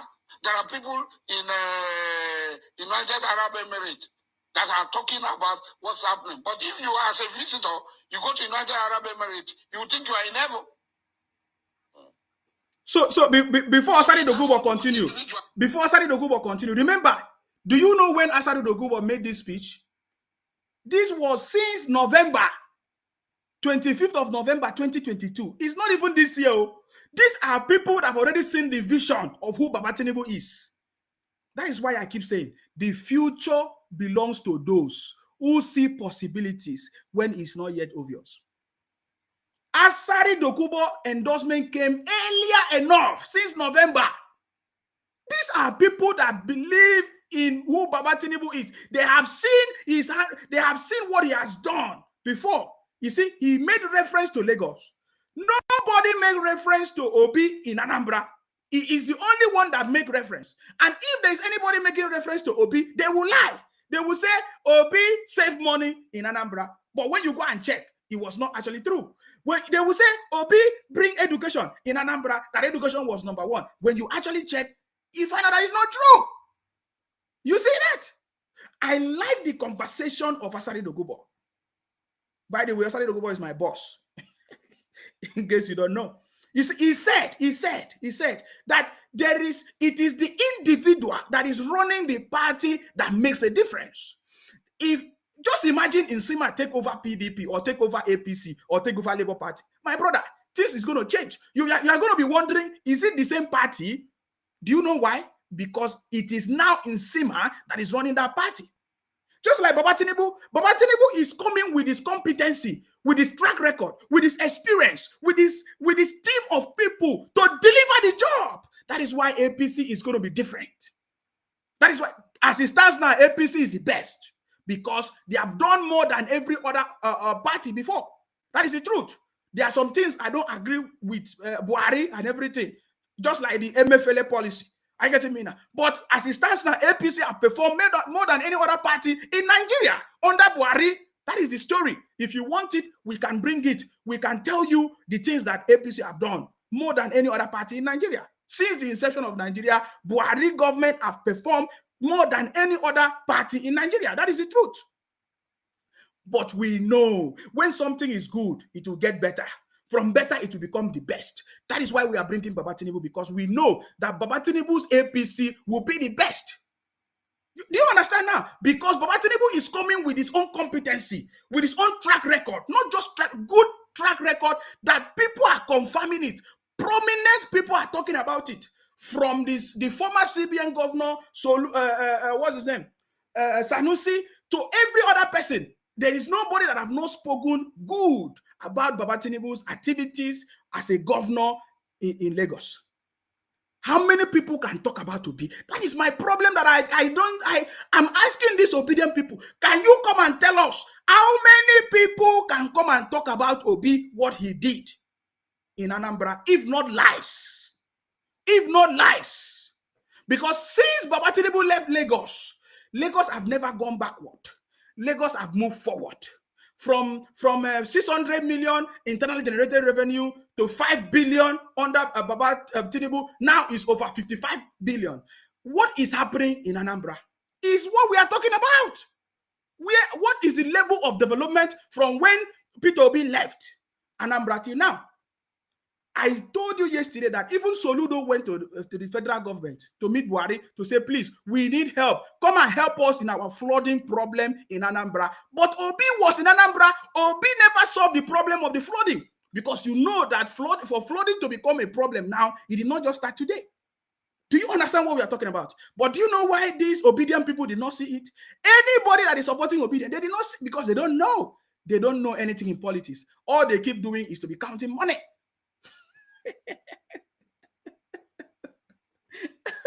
And they are coming to talk to me. Do you understand now? So these are people that are so experienced, and they are giving you track record of why they are supporting somebody. All of us that is supporting Baba Tinubu, we have one thing or the other that is practicable or physical. That is a reality that we can say about Baba Tinubu. What is the one thing that you can say about Obi? You will hear them say, he's going to do this. He will do it. How do you know he's even going to be alive to do it? How do you know his health is even better for him to be alive? How can he even do it when he has not become a president? But when he was a governor, he didn't do it. You understand now? Anybody that supports Obi, you will hear that, oh, it's either they say Obi is younger than Baba Tinubu. You say 62 years is not young. The governor, the president, the governorship candidate that just died in Abia State was 50-something, 60-something, is it 50-something or 60-something that just died? He did not pray for him to die. So you don't know what they're talking about. These people don't have anything. They are running politics of emotions as confirmed by their own brother, Ojus Okalu. So you understand what we are talking about. They don't have tangible reasons. We have been challenging these people. Anybody talking about Obi, come and tell us what you can be proud of Obi in Anambra. There's nothing. That is why all of them you see in this comment section is only they will say, Nsima, you are a bastard. Nsima, you are going to die. You will die in December. Now they have seen me that I'm alive. Some of them even come to the comment section to say, oh, Nsima, you are still alive. You see, because they think that when they threaten people and do all kinds of things, it's going to help them. Are you getting me now? That is why you need to know who Baba Tinubu is. Because if you have been following all this propaganda media run by Biafra IPOP people, you might even believe some of the lies that they are lying. Just like some of you believe that that the Finland government summoned one powerless dragonfly somewhere in Finland. You did not know that is a lie. These people run propaganda. If you want anything that these people post, just send it to me. I will tell you if it's a propaganda or not. I will tell. In fact, you don't know. They can doctor any video. They can do anything because the only way they can survive is to run propaganda. I get in it. So don't listen to these people. If they want to go and fight the government of Nigeria, let them get ready to fight the government of Nigeria. If they say there will be no election, let them go and fight the federal government, because this is a presidential election. It means they are fighting the federal government. So they should go and fight the federal government. When we see the scores, we are going to be celebrating with them. You understand me? Because they are soon now, they are the one that is going to say, oh, there is genocide, oh, there is genocide in the southeast, oh, there is genocide in the southeast, oh, they are killing us in Biafra land, oh, but they are the only one out of the 6 regions in Nigeria running a propaganda, challenging the federal government, saying there will be no election, trying to stop the rule of law, burning people's properties. Soon now they will come and say, oh, they are gonna kill us, oh, why they were calling for it. I want you to listen to Asari Dogubo before we move, because we have a lot of things to talk about today, please. Lagos had transformed from what it used to be, like a big ghetto, a junkyard, to a global center and one of the biggest economy in Africa, in the whole of Africa. Somebody kick-started it. Somebody laid the foundation. Exactly. All right. We'll see how and that person is Baba and, Tinubu. see who wins the elections at the end of the day. I pray that Tinubu. But there's some information. I love. I think when you said that Navy was involved. I love what he just said. Trying to remind us that that's not actually correct, because they say the physicalization that had the Navy at the platform stopped in the 1980s. So the Navy is not involved in. It's not the platform. The Navy patrols. Okay. They patrol the territorial waters of Nigeria. They don't need to be only at the platform. The primary duty of the Navy is to protect the territorial frontiers. Let's wind down with politics. Are you interested in what's going on? Yes, I am. What do you think about how the campaign is going on and the candidates themselves? The campaigns in many states, like Rivers State and some other states, Rivers State where I come from, Asari don't like Wike. The political space is stifled. The political space is being closed. How? Yes. By who? By the governor of Rivers State. How? Making illegal executive orders. Asari don't like Wike. Campaign. Anyway. Preventing political opponents from campaigning and access to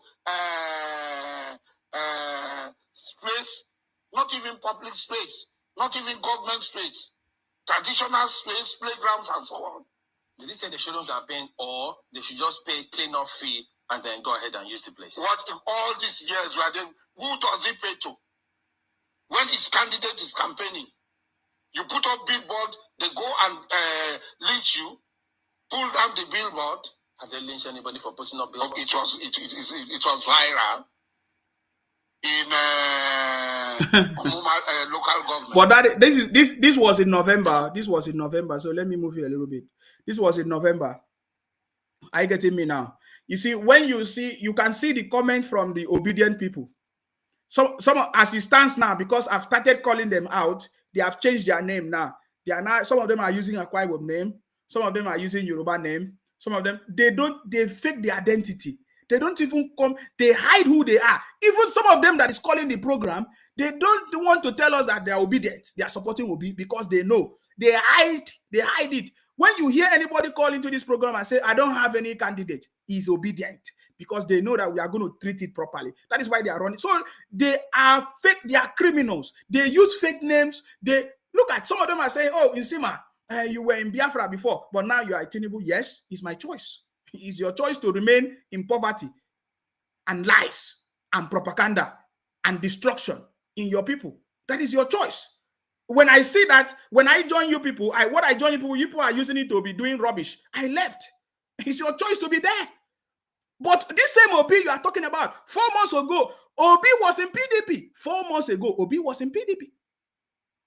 4 months ago, Obi was in PDP. Even as it stands now, Obi is still in PDP. There is no official statement that Obi has left PDP. We are still expecting Obi to officially support Atiku, but he can't do it because of his brothers too. Are you getting me now?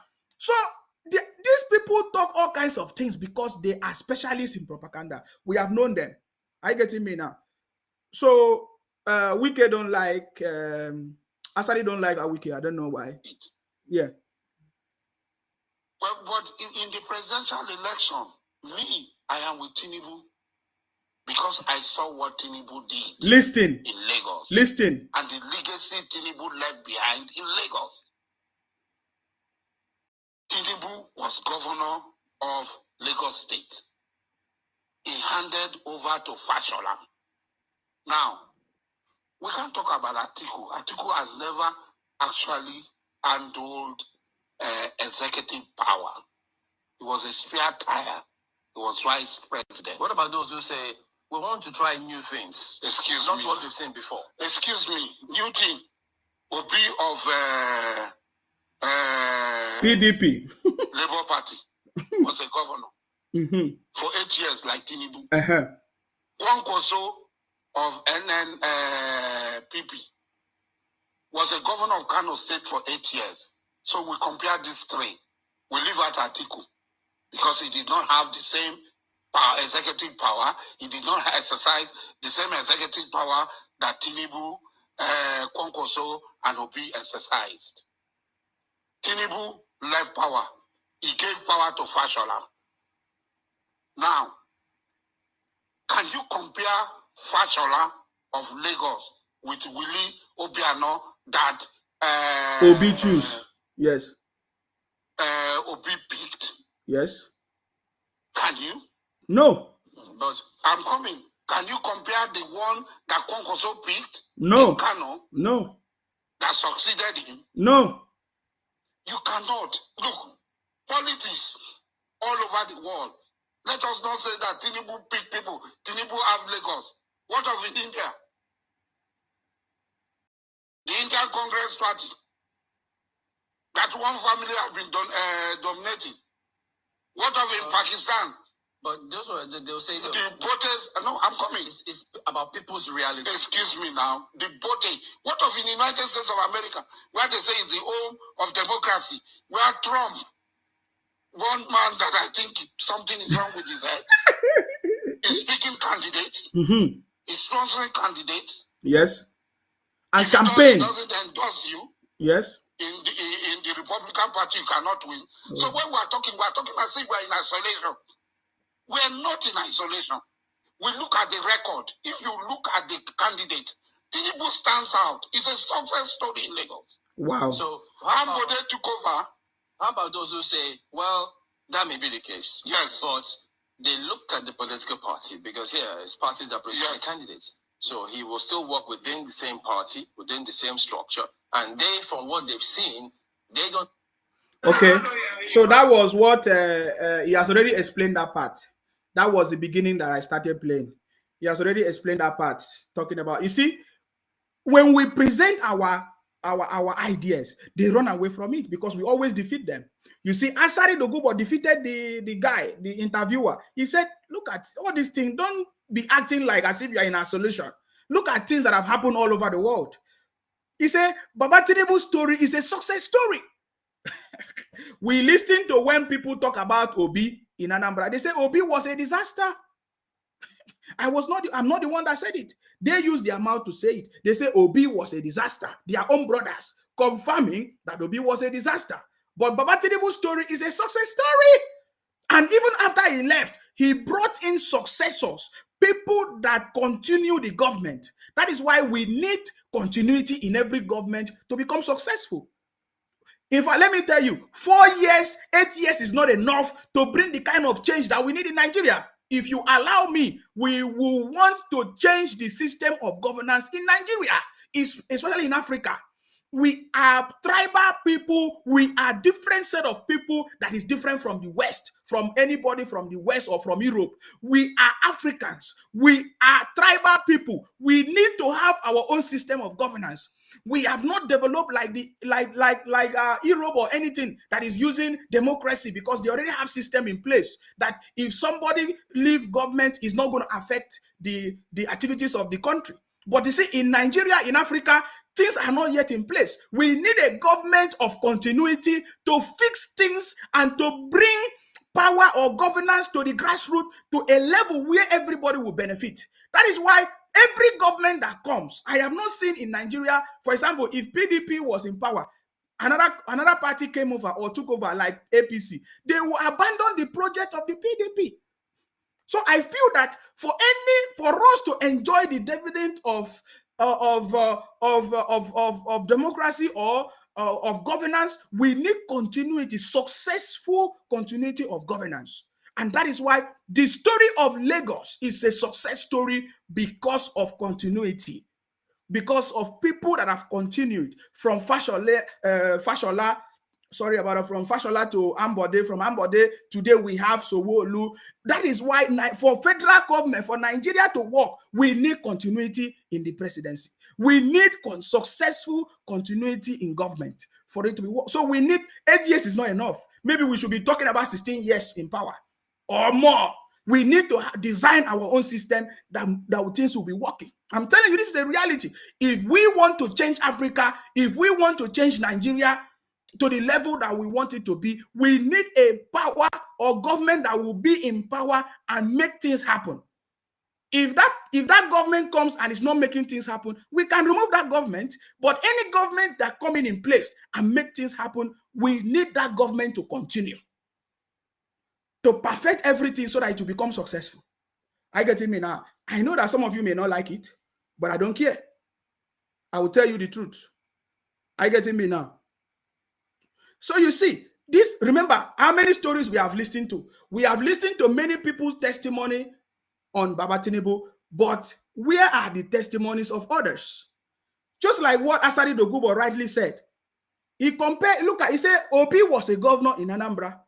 Kwankwaso was a governor in his own state. Vice President, what's his name? Atiku. And Baba Tinubu was a governor too. But when you look at the two, all of them, you will see that Baba Tinubu's story stands out of all of them. I get it me now. And that is why today we are supporting Baba Tinubu, because he is the right man for the job. And there is nobody that can stop that. Are you getting me now? There is nobody that can stop Baba Tinubu presidency. Remember, we are talking about the truth about Baba Tinubu that they don't want you to know. We have a lot of things to talk about.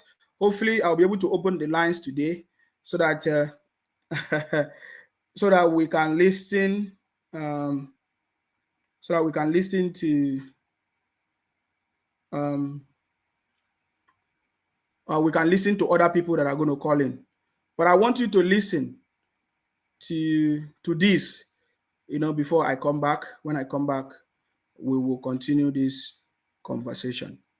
I want you to listen to Baba Tinubu when they ask him a very important question. Please, I want you to listen.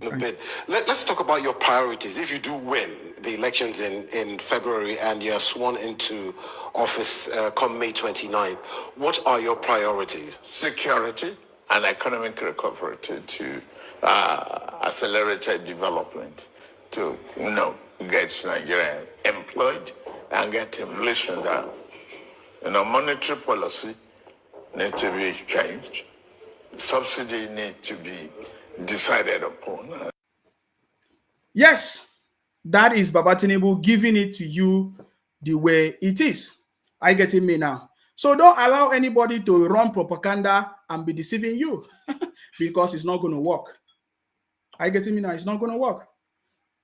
They can only be deceiving you in the southeast because it's only the people from the southeast and some people from Delta and Edo that are the one say, oh, Obi, Obi, but there's no other person.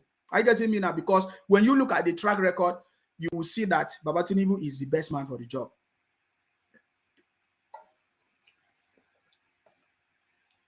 Are you getting me? So we are digging deep to know the truth about Baba Tinubu that others don't want you to know. Are you getting me now? We listened to I uploaded a video today that other people are giving testimonies about Tinubu. You see? So I'm going to play one of those videos that I made today. Where that brother was giving testimony about Baba Tinubu. And as we dig deep, we discover that brother is from the southeast. He's an Igbo man. Are you getting me now? That brother is an Igbo man. Yet, Baba Tinubu did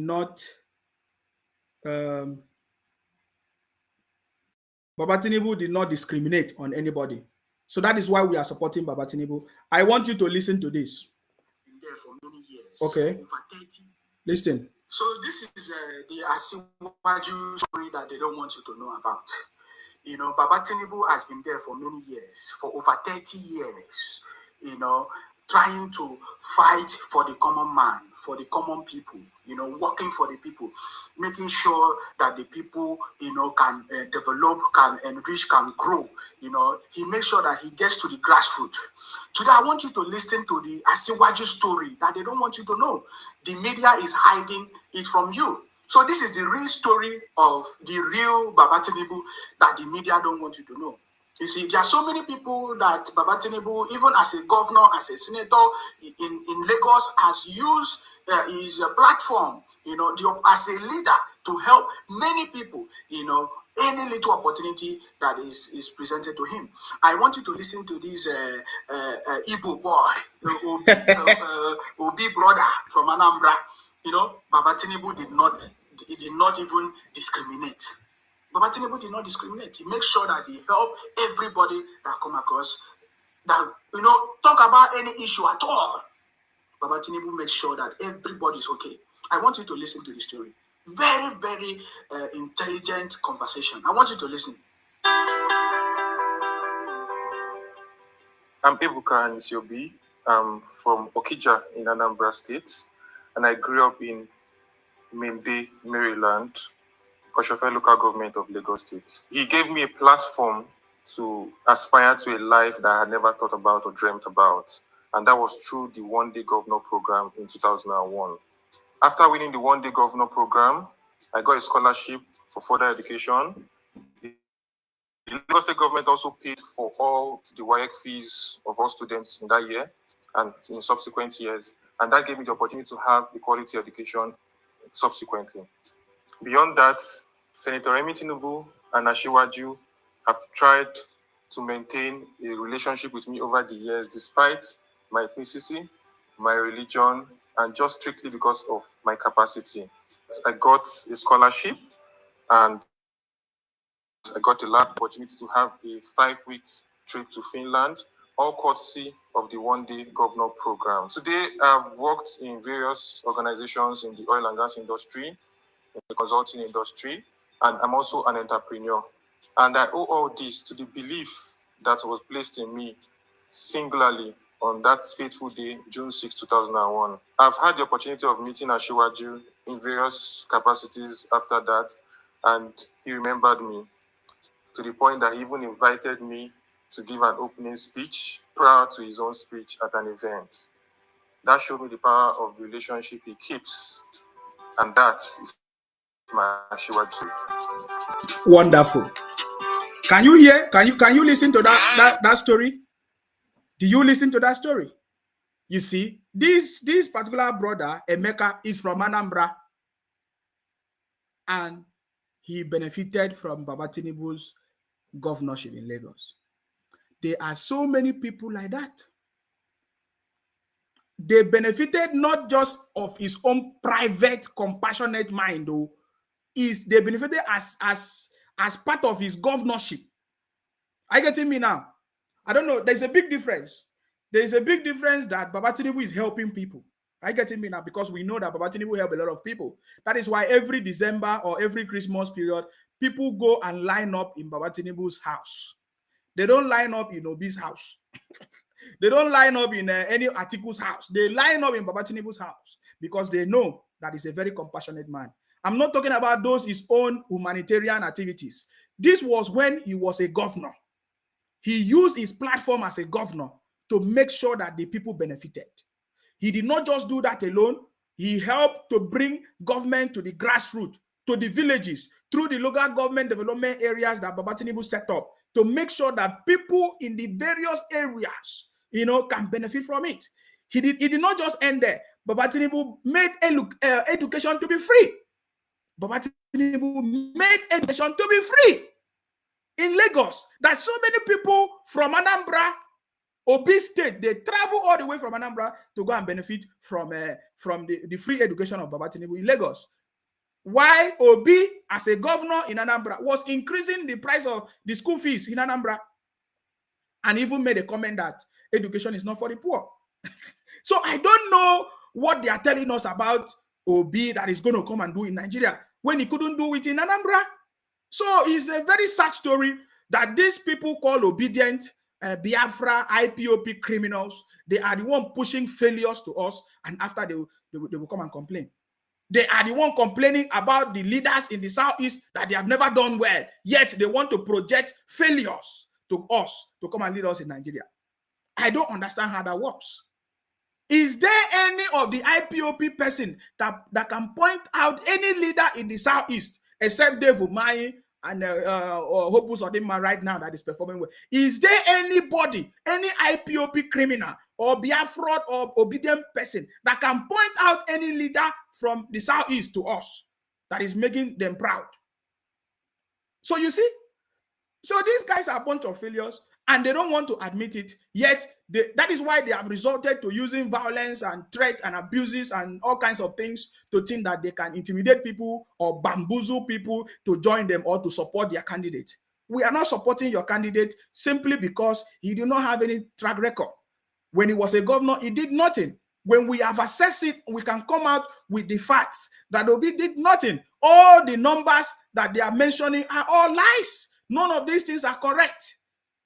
I get it now. So that is why we cannot support failures. You see, but when you listen to Baba Tinubu a success story, it is a success story that many states in Nigeria today are copying. I get it now. But they have been hiding this truth from you.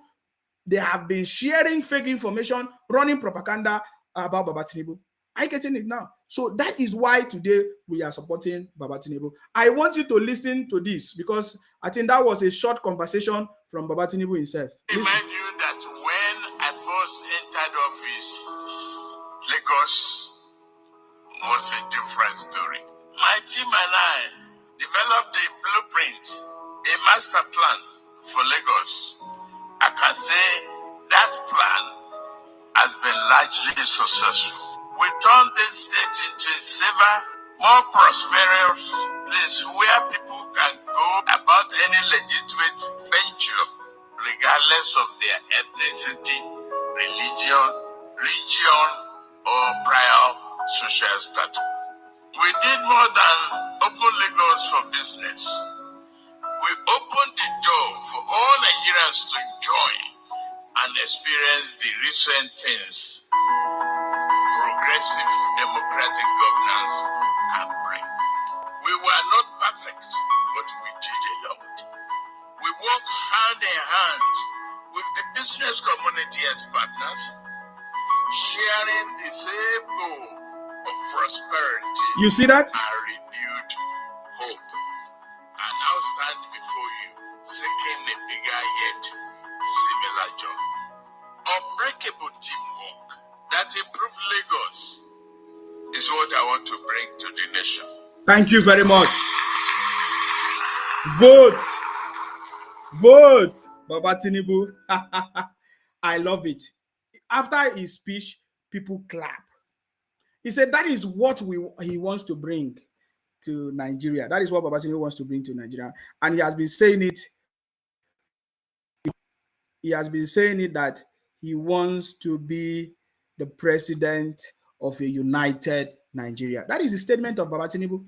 I will be president of a united Nigeria.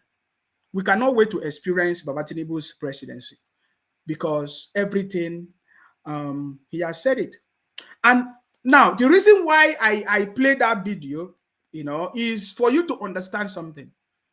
So many people have come to give testimonies of this master plan of Lagos.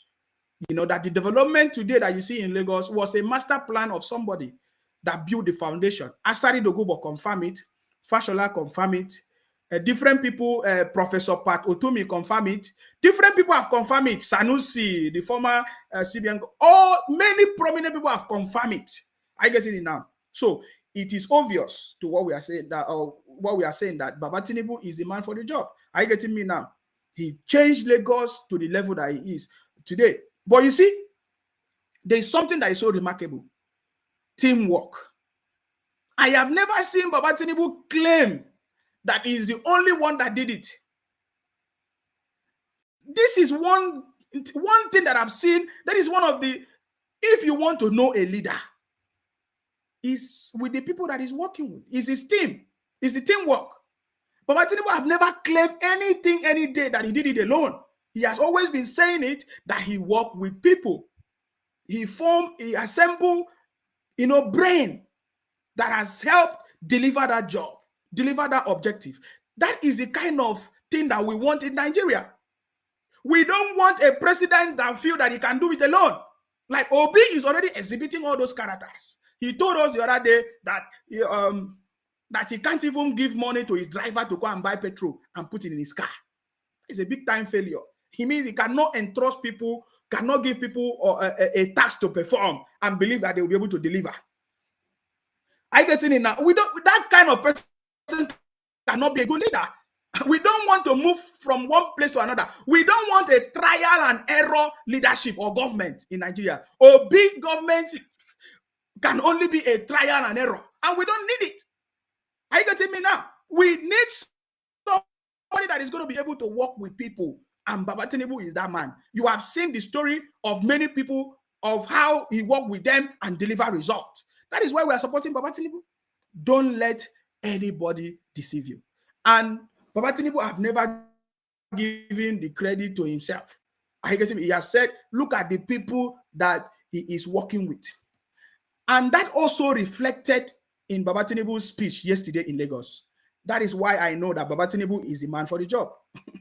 Yesterday in Lagos, when you listen to the speech of Baba Tinubu, the speech that Baba Tinubu delivered, you will notice something. What you'll be seeing is teamwork, gratitude, appreciation.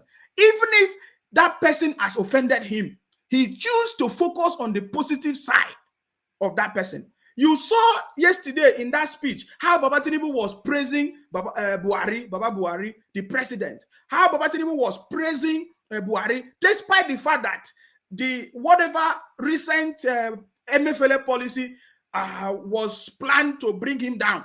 But Baba Tinubu did not focus on that. Baba Tinubu focused on the positive side of it. That is how you know that Baba Tinubu is a leader. But when you listen to Obi have never said any good thing about Nigeria. Go and listen to all the speech.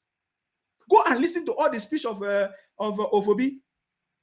Now, you people should leave this page alone. Are you getting me now? Go and listen to the speech of Obi. There is no statement that Obi have made one day to project Nigeria in a good light. Did you know that Obi went to Chatham House? He was condemning Nigeria. He was giving data and figure that does not make sense. And I was even looking at the white man. The white man, I was observing the white man, the way the white man was looking at him. The white man was even looking at Obi. He said, if you know what you are saying, you won't be saying this rubbish. I'm telling you, Obi went to Chatham House and was giving wrong figures and wrong data about Nigeria. I don't have time to go there today, but I will bring it so that you understand what I'm saying. Go and listen to the speech of Obi upon the fact that he was reading from book. He never said any good thing about Nigeria. That is how anywhere these people go to, they never say any good thing about Nigeria. They go to America, they condemn Nigeria. I listened to the interview of Simon Ekpa. Go and listen to the interview of Simon Ekpa. They say all kinds of bad things about Nigeria, yet they are the cause of the problem. So when you listen to Obi cannot govern Nigeria. He cannot even win election in Nigeria anyways in the first place. But when you listen to Obi never projected Nigeria in a good light. He gave wrong figures and say all kinds of nonsense about Nigeria. But when you listen to Baba Tinubu, you will learn something that is unique from Baba Tinubu. Despite all the stories and the sabotage that they tried to bring against Baba Tinubu in the past 2 weeks or 3 weeks ago, you see that Baba Tinubu focused on praising Baba Buhari in that rally yesterday in Lagos. He did not just stop there. He went further to appreciate Setima. He went further to appreciate all the people that have been working with him. That is how you know that this is a man that we want to bring development, to bring prosperity in Nigeria. We want prosperity in Nigeria, and Baba Tinubu have brought prosperity in Lagos. We want that prosperity in Nigeria. We want Baba Tinubu to share the money.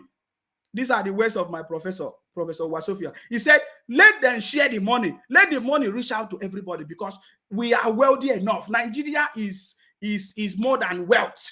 Everything, anything you touch in Nigeria is money. Let them share this money so that it will get to everybody. We want Baba Tinubu to share the money, either through education, through agriculture, through startup businesses, through loans for students. Let Baba Tinubu share this money. And we know that he has done it already in Lagos. That is why I'm playing all these things for you to understand. He supported education. He made education to be free. He reached out to people in the grassroots. What are you telling me? We are going to enjoy. And Baba Tinubu is saying he's going to bring prosperity to Nigeria. He's going to bring prosperity. He said there is a renewed hope that is coming. And that is why we want Baba Tinubu presidency. We don't want a greedy man like Obi. They say they don't give shishi. Even in his campaign, people are crying and complaining. I want you to listen to Baba Tinubu's speech yesterday in Lagos. Hopefully, I'll be able to have time to talk about it because it's almost 2 hours and we are not going to use the whole time. 2 hours and then few minutes, we start taking calls. If there is anybody that have any comment or any comment to make, or you want to contribute, you will have opportunity to call in. But I want you to listen to some part of Baba Tinubu's speech yesterday in Lagos. But what I want you to pay attention is that Baba Tinubu believes in teamwork. He has always said it. Teamwork will make the everything successful. There's a way they say it. You see, without teamwork, you cannot be a good leader. And Baba Tinubu has identified people that has worked with him. Look at yesterday. Baba Tinubu was busy praising everybody that made the campaign a success yesterday. He knows that he cannot do it alone. That is how we know that Baba Tinubu is going to deliver in Nigeria, because he is going to assemble people that are intelligent to deliver the job. I want you to listen to Baba Tinubu's speech yesterday in Intelligent. I know that the sound was not too good. Yes. The very, very brave youth of Nigeria. Greatest of the greatest of the greatest. Of OBC crowd. God bless you. Yes. Your Excellency. Yes. The President of the Federal Republic of Nigeria, President Muhammadu Buhari, GCFR. Thank you. Thank you. Thank you in a million times. Thank you for today. Thank you for the past. And thank you for the future. Thank you for tomorrow. Oh my God. Baba Tinubu powerful. You set our foot on the path to the future. To work hard, typical, and achieve greatness because it is desirable for Nigeria to be great. But you said, for anybody to succeed you, he or she Yes. must work hard, Yes. must follow the law, that the election must be very transparent, Yes. and that your party will be a shining example like a sun shining on the mountain. Yes, boss. Thank you, Mr. President. You follow the procedure. You encourage all of us. Yes. The primary case, the vote cast, and we all waited anxiously, and I won the vote. You didn't ask them to reverse it Yes. based upon my religion. Yes. You didn't ask them to alter it Yes. based upon my tribe. Yes. You didn't ask us to change it because I was not from your village in Dara. You celebrated and to me, You said, congratulations. you see that? Now you ask for the job, you are itching there. I came to you. So now when you listen to Baba Tinubu, does he look like somebody that is not that not know what he's talking about? Can you see the mental capacity? Can you see the intelligence in his conversation? Can you see the way he delivered that message? He knows that he will not be able to do anything alone. But instead of giving me the same coin, Mm-hmm. you said no. You know better. You experience better.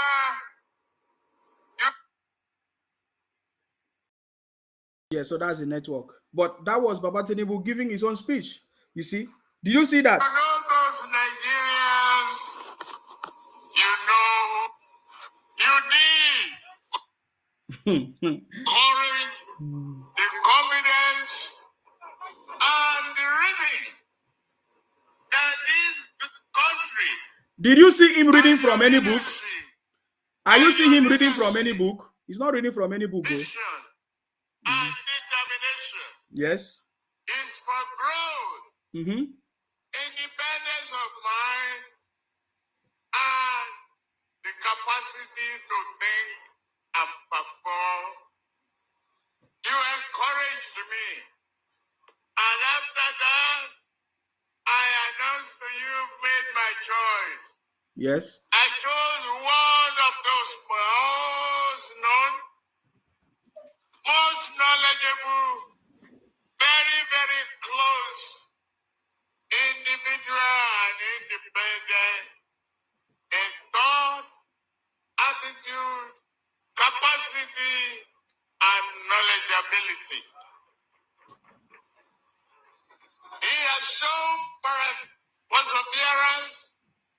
He has shown determination.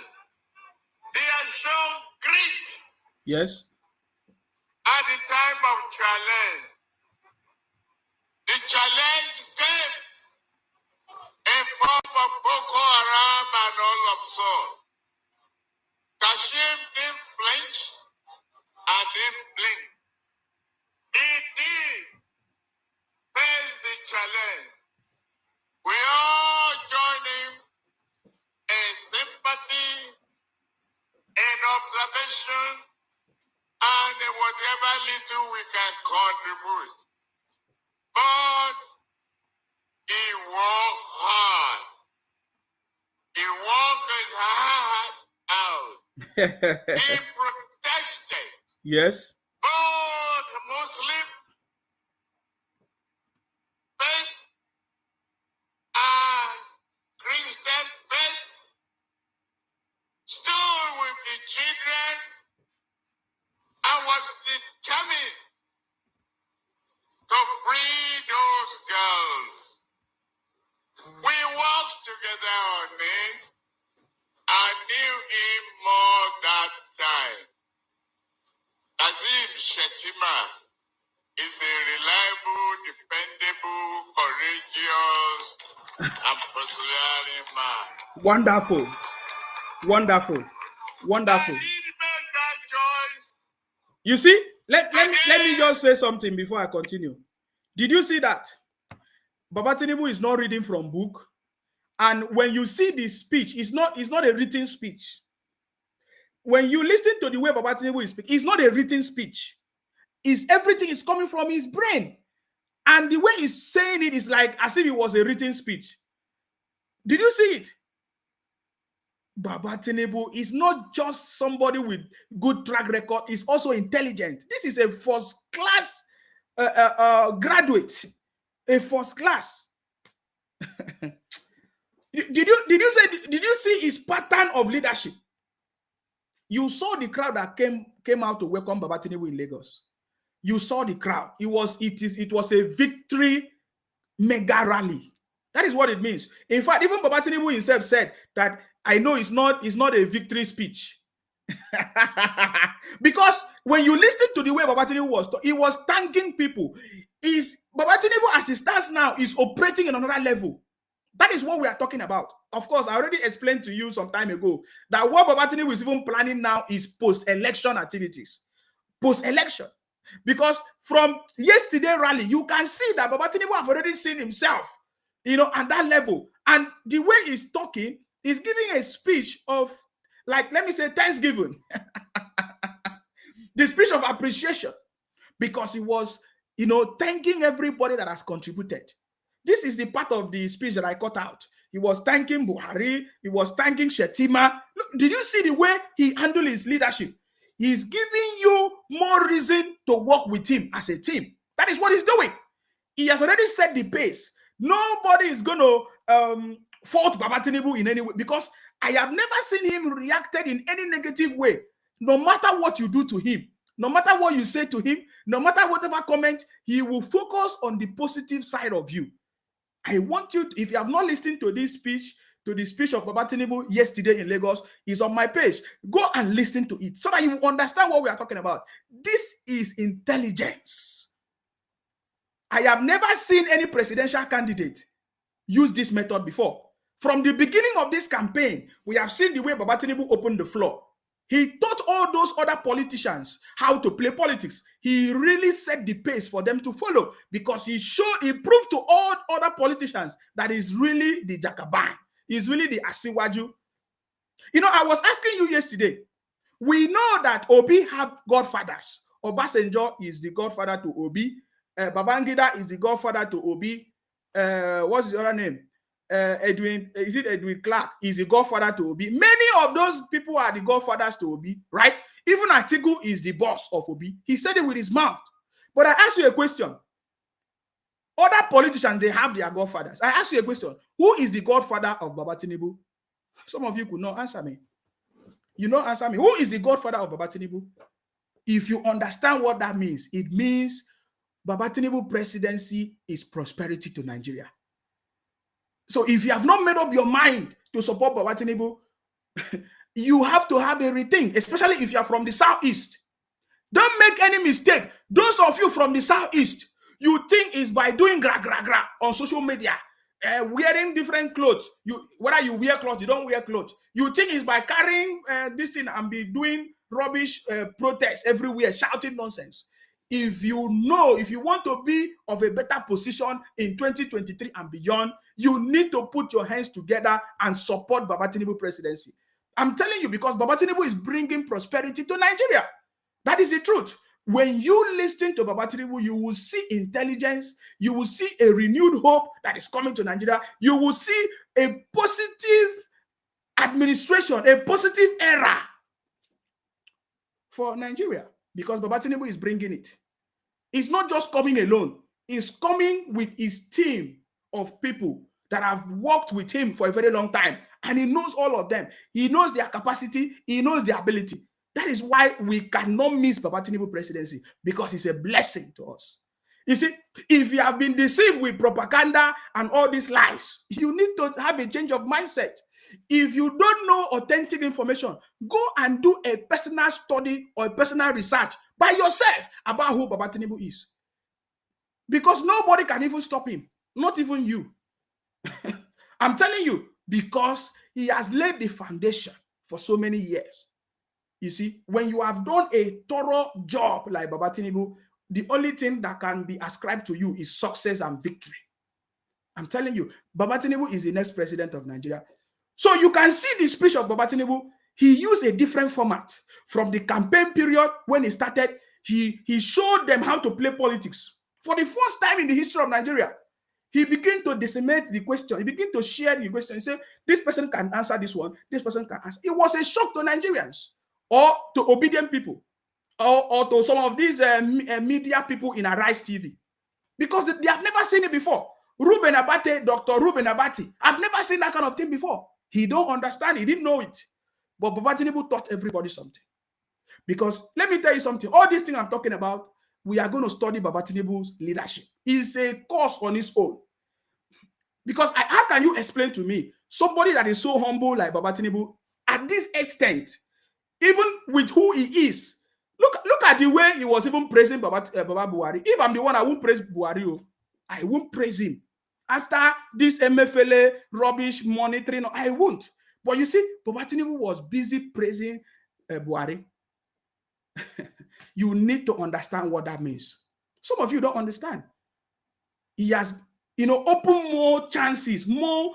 He has gotten more credit You know, he has made the environment fertile for people to come and work with him and for him to continue to get the support of the people. Because when you acknowledge and appreciate the little that somebody has done, that person would like to do more. That is what Baba Tinubu just did yesterday. I'm telling you, he was even appreciating more of Shetima. Even Shetima smiled. I saw the way he smiled. You see, that is the kind of leader that we want. Teamwork bring result, and Baba Tinubu have proven it. He's not saying I will do it. Look at listen to Baba Tinubu's speech. He's not saying I'm gonna do it like Obi or Atiku. When Atiku had opportunity as a vice, he did not do it. When Obi had opportunity as a governor, he did not do it. He's not coming to tell us I will do it. But you had opportunity, he did not do it. But this is a man, Baba Tinubu, who had opportunity in Lagos, and he did it. And he's saying, I'm going to bring that success story of Lagos to Nigeria with my team to deliver that result. I see somebody say technocrats. Baba Tinubu worked with technocrats. He assembled people that are so intelligent, you know, to deliver result. Baba Tinubu is interested in delivering result. That was the reason why I played the first video. Okay, let me play that video again, because I'm going to be taking calls now. Okay, because Baba Tinubu knows what he's doing. He's not a learner. He's not looking for he's not looking for something to learn or somebody to. He's not a learner.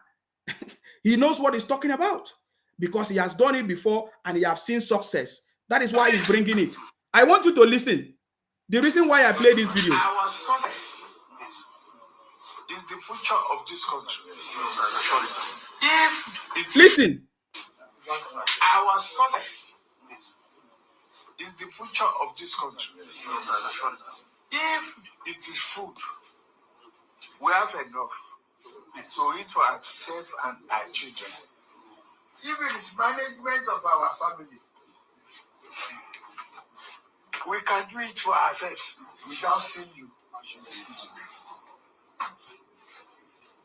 But we all say we must get together to rescue this country. Yes. So that the future of your children, my own grandchildren, and yours, we have a country they can be proud of. Did you see that? Our opposition, as we're asking them to go and vote, I have one secret for you. Let me ask the question. If you know you can win, will you fight and disrupt the vote? Not at all. When you know you are sure to win, no way. Will you fight and disrupt the vote? No way. The opposition. Your job is not to stay and make sure that they fight alone, that they vote alone. Your job is to protect that vote, to make sure that anybody who wants to fight, you don't allow them to fight, because you know you are winning. You have everything to lose. Any vote they disrupt is your vote. Any vote they cancel may be your vote. So the job is not the one getting people to vote, but getting people to protect that vote. Now listen to me. The election. That was powerful. That was powerful. I want you to understand that Baba Tinubu is the best man for the job. So I'm going to open the line right now. If you want to call me, please, you have opportunity to call me. We have 1 hour or less to pick up calls, to listen to your conversation. We will continue this conversation because we want to let everybody know the real Baba Tinubu that the media have been hiding and they don't want you to know. Are you getting me now? As you can see, some of the comments of these Biafra people, all they want to do is to be abusing people. That is the only thing I've seen from them. So please, if you want to call in, you have opportunity to call in right now to make your contribution. Are you getting me now? Because we are getting ready for Baba Tinubu presidency. Is how many days to go? Somebody say, call you for what exactly? You don't have anything to say now. 2 days to go. 2 days to go, right? It's only 2 days to go. So we are going to, so make sure that your own candidate win. Go and make sure you fight for your own candidate to win. That is what is important, okay? 2 days to go. Fight for your candidate to win. Are you getting me now? In Akwa Ibom, we are making sure that we deliver Akwa Ibom for Baba Tinubu. Let me show you our governorship candidate in Akwa Ibom. His name is Obong Akanimo Udofia for governor, Akwa Ibom State, APC. Are you getting it now? We have Right Honorable Victor Antai for deputy governor, Akwa Ibom State, APC. So these are the team of people that is going to deliver Akwa Ibom for Baba Tinubu. Are you getting me now?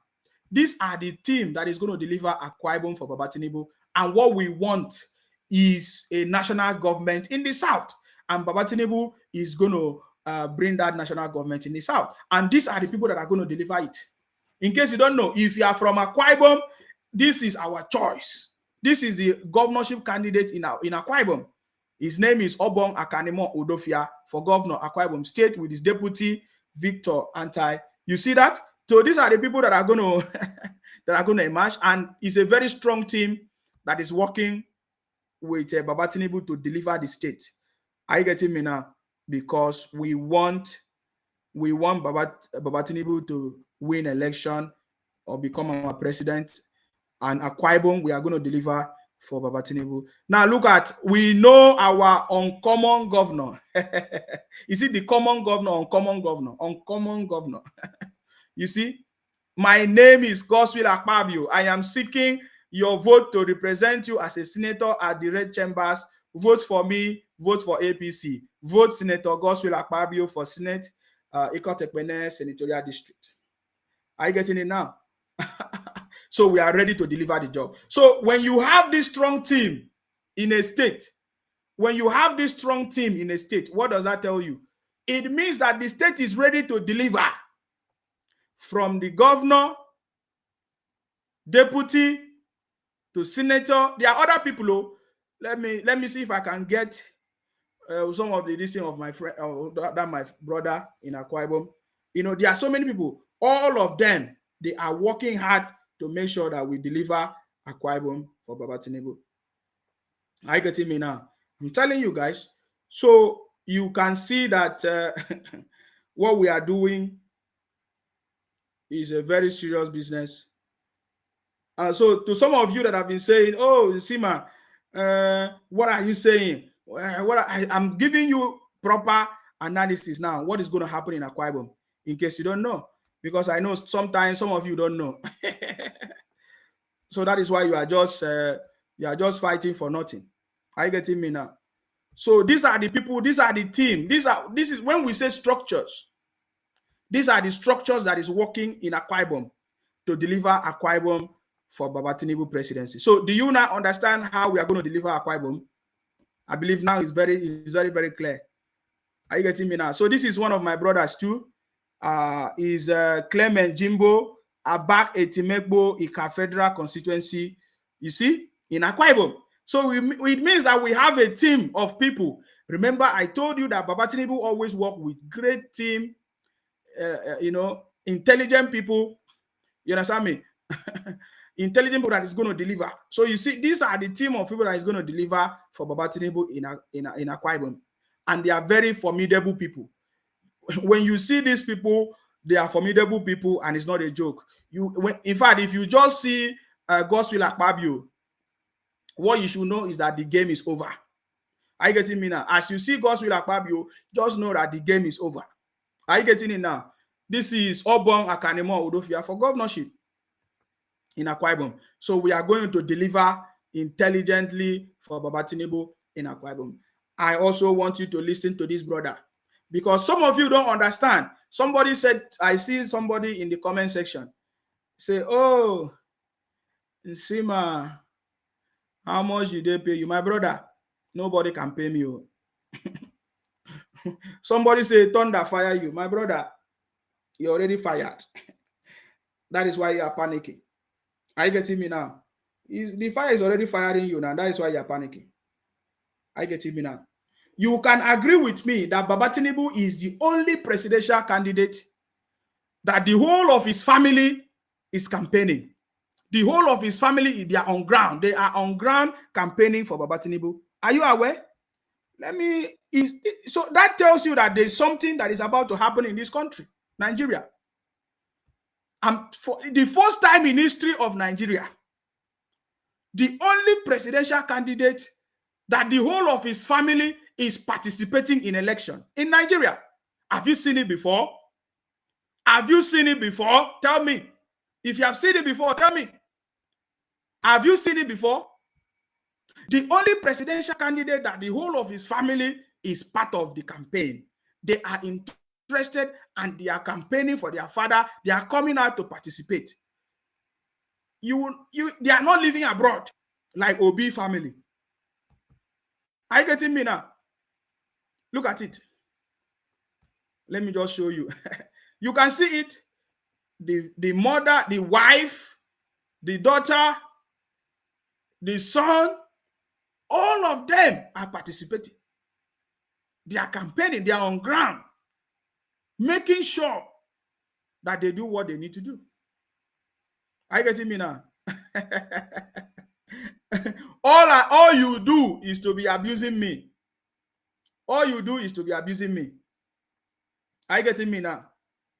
You keep on abusing everybody. You keep on abusing everybody. I don't know what you are going to gain. But what I'm telling you, is it not the truth? Is it not the truth? Is there any other presidential candidate that the whole of his family is campaigning with him, with them? No, I need answers now. Give us answer now. Huh? Give us answer.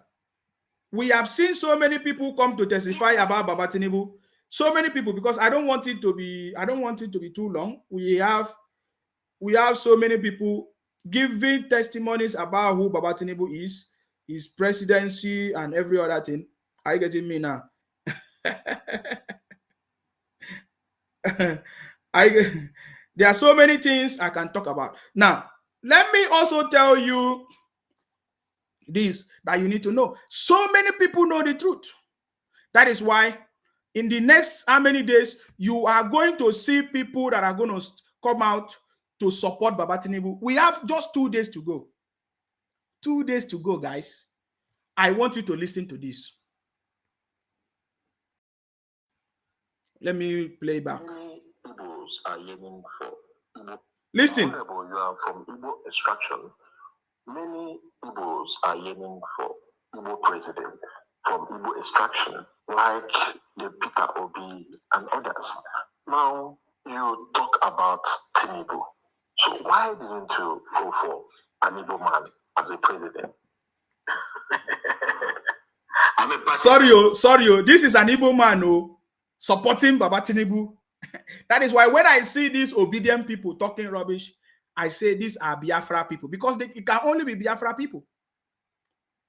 This is another Igbo man supporting Baba Tinubu. There are many of them.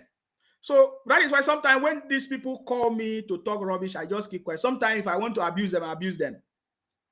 Are you getting me now? But I know that the only people that are supporting Obi are the Biafra people. They are the IPOB people. That is the truth. That is the truth. This is another story, another testimony. Remember what we are doing. The truth about Tinubu that they don't want you to know. So how many people have testified about Baba Tinubu? And all of them are positive testimonies. We have not seen anybody that Obi have worked together testifying about him or saying anything. Even his own hometown, nobody wants to identify with him. Are you getting me now? So I want you to listen to another person now saying the same thing. A strong party man who stands for what I know is the best for my people. Not sentimentally, not emotionally, but realistically.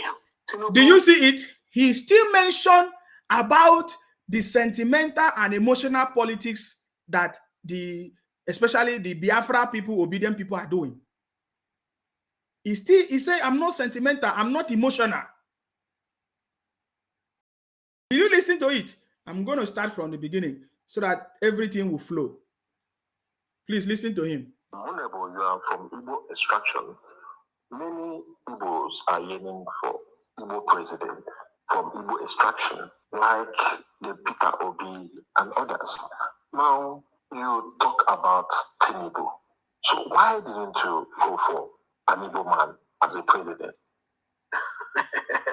I like the way he laughs. A strong party man who stands for what I know is the best for my people. Not sentimentally, not emotionally, but realistically. Tinubu fights for the interests of Igbo man. If not so, the GDP of Igbo people in Lagos wouldn't have increased from the time he became governor till now. Go and check the record. The GDP of a common Igbo man in Lagos increased through the innovation of Governor Ahmed Tinubu when he became governor. Because his innovations that he created, Igbos knew how to use that innovations for their own benefit. And that has raised so many millionaires and billionaires of Igbo extraction in Lagos. Go and check the record. Is it in real estate? Is it in commerce? Mention it. Igbos have scored high because this man brought innovation that helped them to empower themselves forward. The only man who took it upon himself to appoint Igbos into his cabinet. And the only man that when the opportunity was given to him to provide somebody that will occupy an agency as big as national planning and budget, that is the planning of the country. He didn't give it to a Yoruba man. He didn't give it to a Hausa man. He called my brother, Benwa Beze, a great mind, a sound mind, a God-fearing man to occupy that position. And he has, ruggedly held that position for the benefit of Nigeria, through thick and thin. Who scouted him? No Igbo man scouted Ben Wabeze. It was Tinubu that scouted for him, and he put him there. Igbos have one of the most important positions in this country, and that is Ben Wabeze. Ben Wabeze is the one who runs the budget of the country, who decides what goes where, who tells you this is right, it will go here or it will not go there. And an Igbo man is the one who is in charge of that, appointed, nominated, supported, projected, showcased, scouted by Ahmed Bola Tinubu. I love that. Let me tell you this. Igbos deserve to be the president of Nigeria. Nobody should deny that fact. I will always stand for an Igbo man. But Igbos must know that becoming the president of Nigeria is not just with the Igbo votes. You need more than the Igbo votes to become the president of Nigeria. That's a fact. So what do you need? You need a cross-regional politics that will build bridges between the southeast, the southwest, the south-south, the southeast. That will be the bridge to the northwest, northeast, north central. When you have a structure, a political structure that accommodates this philosophy of embracing others so that you can become who you want to become, then you will become that.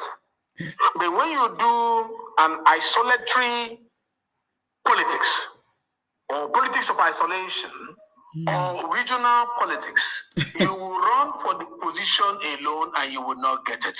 For no region goes to presidential election, even by virtue of our constitution. You must get 25% across board. How are you going to get 25%? If you are not interested in politics, we are only interested in trade, which is good. We're interested in industries, we're interested in beautiful. But if you want to play politics, embrace other regions of the Federal Republic of Nigeria. Until we do that, I will tell you that our efforts may not yield the results that we're expecting it to yield. Do you see that? Peter Obi is a good man, but he needs more than a good man to be the president of Nigeria. P2B is educated, but we need more than education to be the president of Nigeria. I will not talk about structure or no structure. What I talk about is how long has he played inter-regional politics? Can you call somebody down there without the youth shouting on the Facebook? Which youth? Which is very good. I mean, I like the frenzy. I like the fact that people are beginning to like participatory politics, democracy.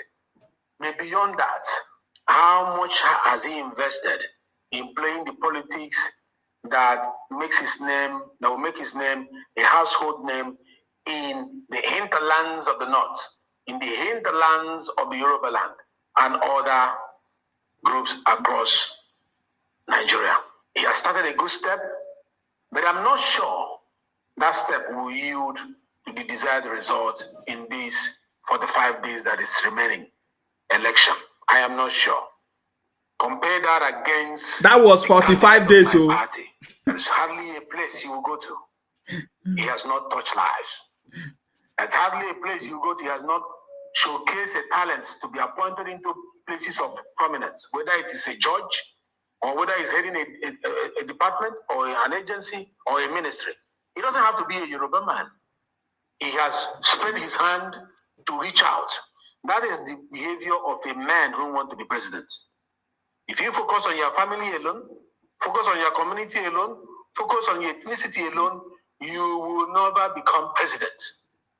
A presidential material is a material that sees ahead of time what he wants to become, starts early to spread, so that people beyond the rhetorics of interviews and data, presentation must have related with you closely as to know whether you are what you claim to be.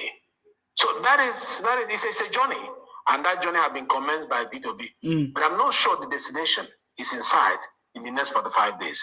I think the destination is more in sight for Bola Ahmed Tinubu as the president of Nigeria come 25th February 2023. Many may not like this, but you know me, I have always said things the way I feel they are. You are free to have your opinion, but my opinion, through my own critical analysis, that Obi is a great man, he's a good man, he's a sound man, he's not corrupt, he's a decent man, all the good things. The type of politics that have been played prior to his emergence, that one is a lie. Is not as enriching as it ought to be. And to drive the harvest of votes from all over Nigeria to make that dream come to pass now, I doubt. But the journey, he has commenced it well. So you see, you are listening to people giving you the truth. Are you getting me now? Now, when you listen to that man, the speech, he told you everything that they know Baba Tinubu for. So this is the real truth about Baba Tinubu. It's not the lies that these IPOP people and obedient people are running. The propaganda that obedient people are running is different from the lies. Did you hear it from different people one by one? I played Asari Dokubo, you listen to it. Ojus Okalu, you listen to it. Now this is another person. So many people have something tangible to talk about Baba Tinubu, you see. But they cannot say anything about Obi. He's praising Obi. He say, oh, Obi is a good man. He's educated. He's this. It's because his brother. That is his brother. You are not going to condemn your brother. Are you getting me now? But if you ask me, I will tell you the truth. That Obi was a failure in Anambra State and cannot do anything. Sorry, I missed your call. You can call again if you want to contribute anything there. The number is open. If you want to call, you can call and make your contribution. I'm laughing. There's a reason why I'm laughing. So, do you listen to other people? These are their brothers giving you updates. This is not only from you, because I've seen some of the people saying, oh, you hate. Somebody say you are playing a video and the man is praising Obi. I see. You don't know what you're saying. Oh God. Hello, your name and where are you calling from? Please go ahead. My name is I'm calling from UK. How are you? Very okay. Thank you very much. Yourself? Yeah. bad. I'm good. Yeah, well, Yeah. See, you can see that's the testimony you are playing. That's just even a tip of the iceberg. If you see if you go to the north, the way they talk about Ashaju, the way he has impacted positively in their life, yes. touched their lives positively. You know, it's somebody. Look at Erufai. Why do you think Erufai is just following him everywhere?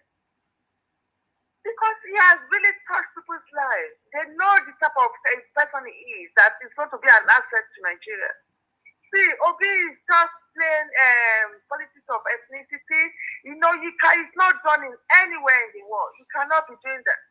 And look at the followers. All they do is to insult people. Imagine a lot of them are in Lagos, and look if you see the way they talk about Tinubu. Most of them benefited from his this thing. They benefited when he was a governor, and all the resources was put on pressure because of them. And they will come and open their mouth, talk rubbish to but anyway, I'm not surprised. Most of them are not educated. They are products of all these special centers. Yes. They go and buy certificates.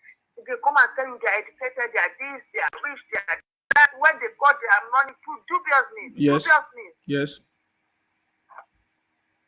But you can see, look at the way they spell our name all over the world, all over the world. Go to, you see, they brought out the list of Nigerians in jail all over the world. If you see the Igbos, they stop the list. If you see, all over the world, Asia, Malaysia, Indonesia, Thailand, all this is because of greed.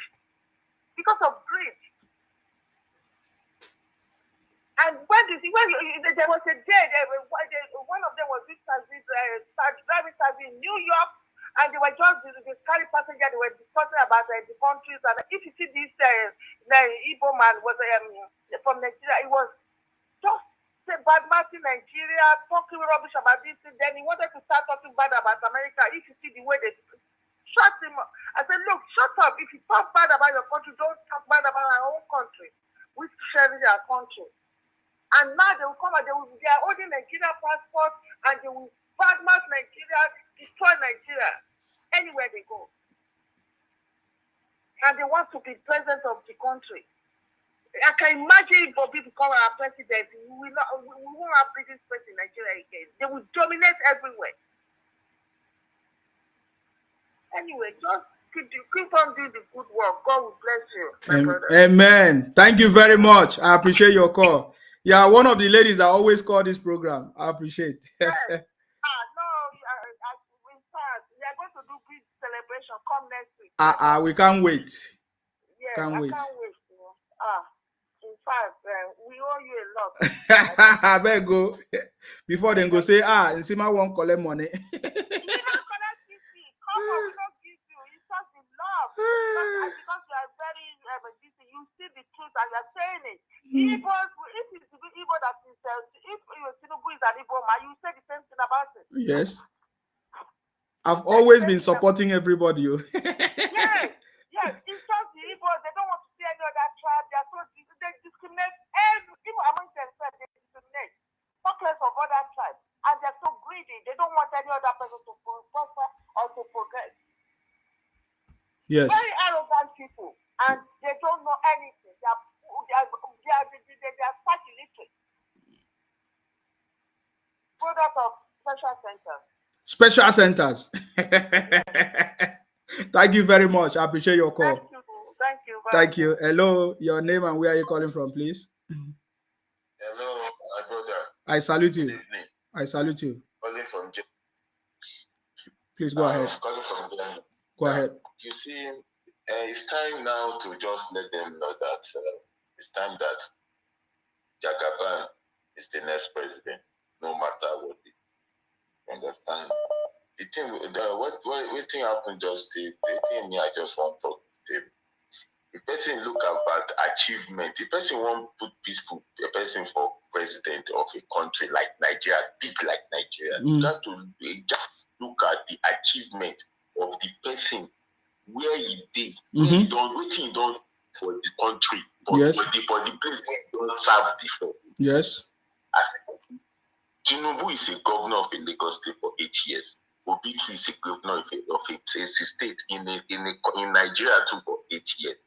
At least let's say Anambra as it say let's accept say they rich. You just won't take up like that to say they rich like Lagos. Many people know they dear like Lagos.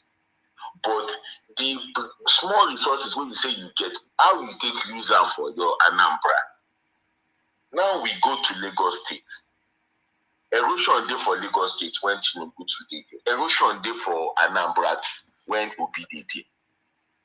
Waiting Obi do with his own erosion. Waiting I hear, may I tell you, I don't know, but waiting I hear about the erosion we happen for Anambra. We say Obi reach there. They say, waiting he do. People don't say Obi come there. He see this party. He talk with people. He advise people. Finish. But Tinubu use initiative, his brain, his sense that this erosion cannot be disturbing us again. Let's make money out of it. Let's create job out of it. And let's bring wealth out of it. Now, it's called Atlantic City, Abi, in Lagos. Yes.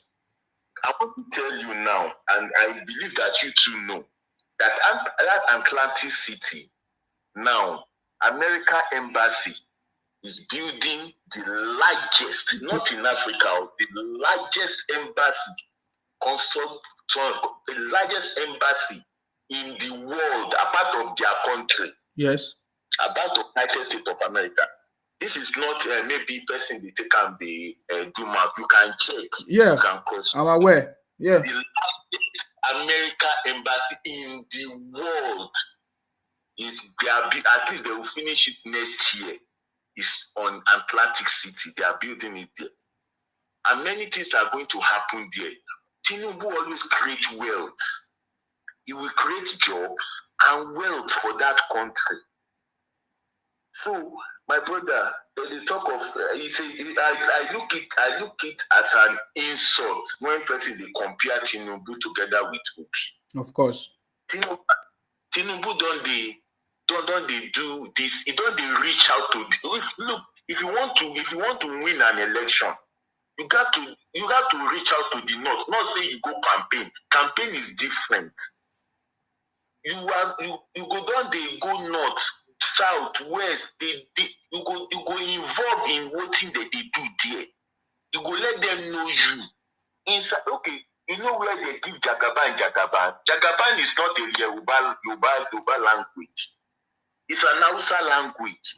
They give Jagaban for north. When you go intervene, you go spend your own money, do things outside so that people will know you. Yes. Jagaban given to Jagaban in north, Jagaban of Bogunland. They know they give person title. They know they know recognize. You don't try for us.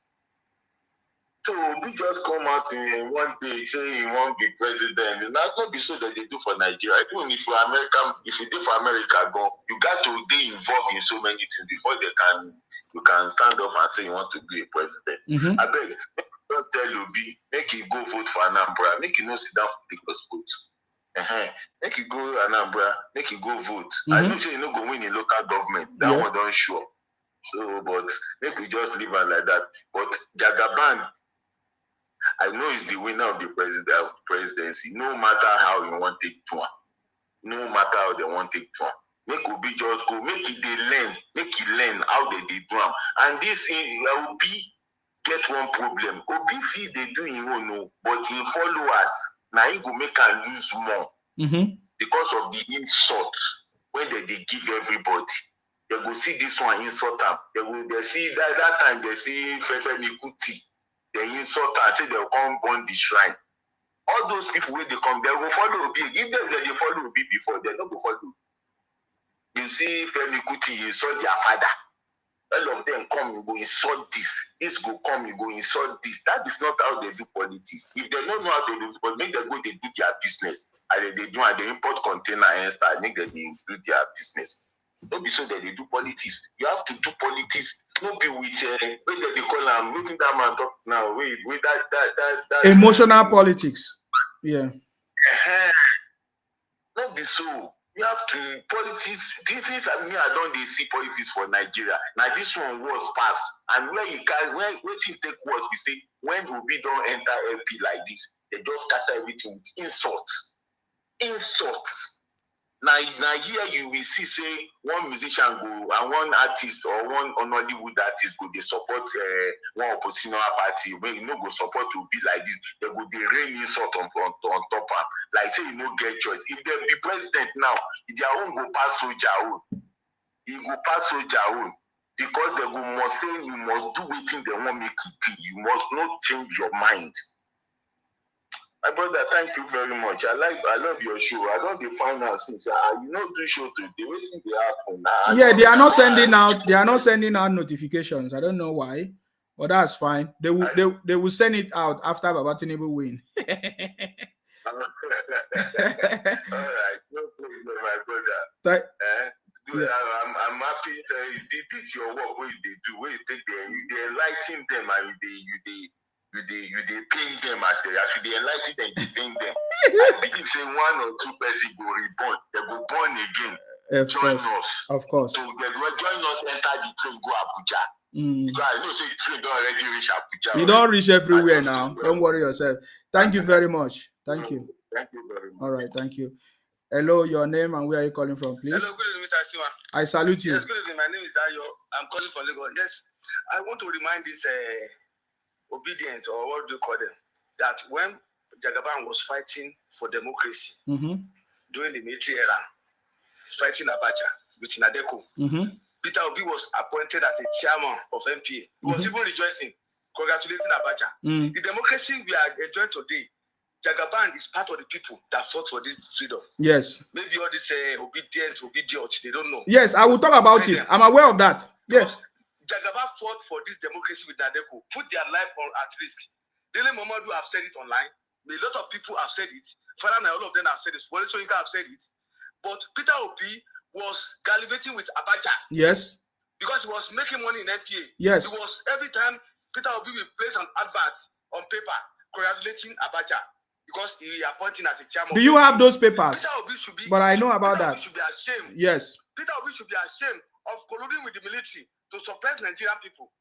But he was one of the benefactors of this democracy. Yes. Has been a governor, a civilian governor in Anambra State. But these people always forget. People that fought for this democracy, you are abusing them, talking, slander them, because Shem said their trademark is to tell lies, propaganda, and slander. Yes. They don't have any substance. Yes. They don't have any substance. They don't. Peter Obi should be ashamed today because he was part and parcel of Abacha regime that suppressed and killed many Nigerians innocently. And Peter Obi is coming out. He said it with his mouth, though. He said it with his mouth. Yes. Peter Obi is coming out without shame. And these morons, they are telling us that they want to force us to. Peter Obi is more or less a dictatorship because he has been a governor in Anambra State. He has never even conducted a local government. Then how do you get government to the locals? The governance, the closest government to the people is local government. When you don't have a local government, that means the government is not closer to the people. Exactly. How will you want the people at the grassroots to feel the effect of governance when you don't conduct a local government election? Yes. That shows that Peter Obi is a self-centered. He only think about his own interest, and that is what most of Igbo leaders are accusing of because they know Peter Obi very well. They say Peter Obi is a manipulator. Peter Obi is a liar. He's a deceit, and he always trade on propaganda. Want somebody that has not performed, you are telling us Peter Obi, when Peter Obi win, how will Peter Obi even win? I don't know whether these people are on drug. I don't really understand. How will you win? Did they think Nigeria is just that there are 5 door states? If they conduct election in that 5 door state, can elect a president? When we have almost 6 regions, and they know what the constitution said, the number of states you can able to win substantially before you can be a president of Nigeria, and you are just online. And you see most of these people you see online, most of them are in the prison, though. Some of them are in Asia, Europe, using prison Wi-Fi to attacking your page. I'm telling you, that's the truth. When most of them are in prison. You know, they like all this hazard work. That is their way, all this criminality.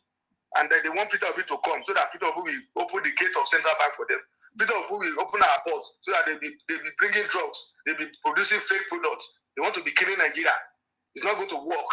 It's not going to work. So we are not even worried about Peter Obi because it's not contesting. It's just a noisemaker. It's just a rabble rouser. So all those facts. But I want to prove to them that democracy we are enjoying today, Tinubu is part and parcel of it.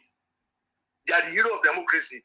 While Peter Obi was aligned with military dictators because he was the chairman of MPA and he's making a lot of money there. Mm-hmm. There are so many things they do. If we have to investigate him, we know that there's a lot of guru they have done in that port when they say he's a businessman. What business does he do? What business does he do that making a billionaire? We know how they operate in the port. We know how they subchange the government tariff. The amount of money that's supposed to go to government cover. We know how they subchange the government. So what lies are they telling us? Peter Obi is a failure. So it's not even part of the discussion. So we are not even care. But Jagaban, we know, is a hero of democracy. He's a developer of modern Lagos. Because when you don't have, if anyone want to build a building, you must have a survey. You must have a structural plan. Yes. That is how to build a strong building.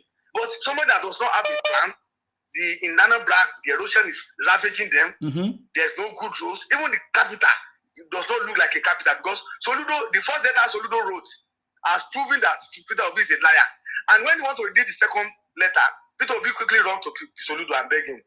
He said, I know you're a professor and you're an economist. I'm just a trader. Can you imagine? Yes, I accepted defeat because he know that if Soludo should write the second letter, it's going to finish him because all the secrets he has been hiding will be exposed. You know what Obiano was saying when he said he saved money, but when Obiano was the governor, he was demanding 7.something billion as part of the money used in sponsoring Obiano election. Is that not a big scam? Is that not a big scam? And you are claiming that you save billions, go and verify something that they cannot even verify that does not worth anything. You invested money in your personal private business, and he doesn't know that that's a crime against the state. He's supposed to be in prison for even saying that. But it's a Nigeria that doesn't. That the law doesn't work. Someone like him is supposed to be in prison. For you to even come out in national TV, say that you invested in the Sabila brewery with the state money without House of Assembly or any appropriation for that. And you are telling us you invested money, he has worth $200 million. Where is that money now? Where is that money that Anambra is now borrowing money from federal government to offset some of their responsibility? So I don't know why these people like to be telling lies. Although we listen to lies, although we know the truth, but we also listen to lies. So they should tell themselves that foolish words. Because in their attitude, they are very proud. They think they are the best. They think they are the best. They know more than any other person. If not them, nobody else. But they are just wasting their time. So that's my own contribution today. Thank you very much. I appreciate your call. Yeah. Thank you very much. Everything you are saying here, they know. So, hello, your name and where are you calling from, please? I'm calling from Abuja. Your name, My please. name is Olubayo Dakiwande. Please go ahead. My name is Olubayo Dakiwande. Your contribution, please. Okay, thank you. Go ahead. Yeah. Sir, Obi is too small for the business. Are you getting me? Yes. How can Obi be telling you that I have only one shoe and the shoe doesn't spoil? Can you imagine that? You have only one shoe and the shoe doesn't spoil. I don't know how Nigerian youths are thinking. Because if you should look at it well, Obi was telling you that he don't even invest 5 kobo chichi. Who will believe this? They made you the chairman of Fidelity Bank. You use Anambra State money. To invest to your personal purse. You amass their wealth and you are still pulling them. And this fool, I still say Obi is the Jehovah. I don't know the kind of mentality. Really, they've turned this thing to tribalism. You understand? In Nigeria, they've turned it to tribalism. There was a day, maybe you know Abuja well. I went to Apo to repair my car. Do you believe with my technician? They said, are you, because you are speaking Yoruba, they said, are you gratified or you are obedient? I said, what is my business with obedience? One guy said, turn that we fire me. We turned it to fight. Another man came out that this thing is very, very hard. You have right to your candidates. You have preferred candidate. Everybody cannot belong to. If you don't belong to Obi now, they take you as enemy. Yes, now. Which is very, very wrong. If you should look at it well, how can you compare?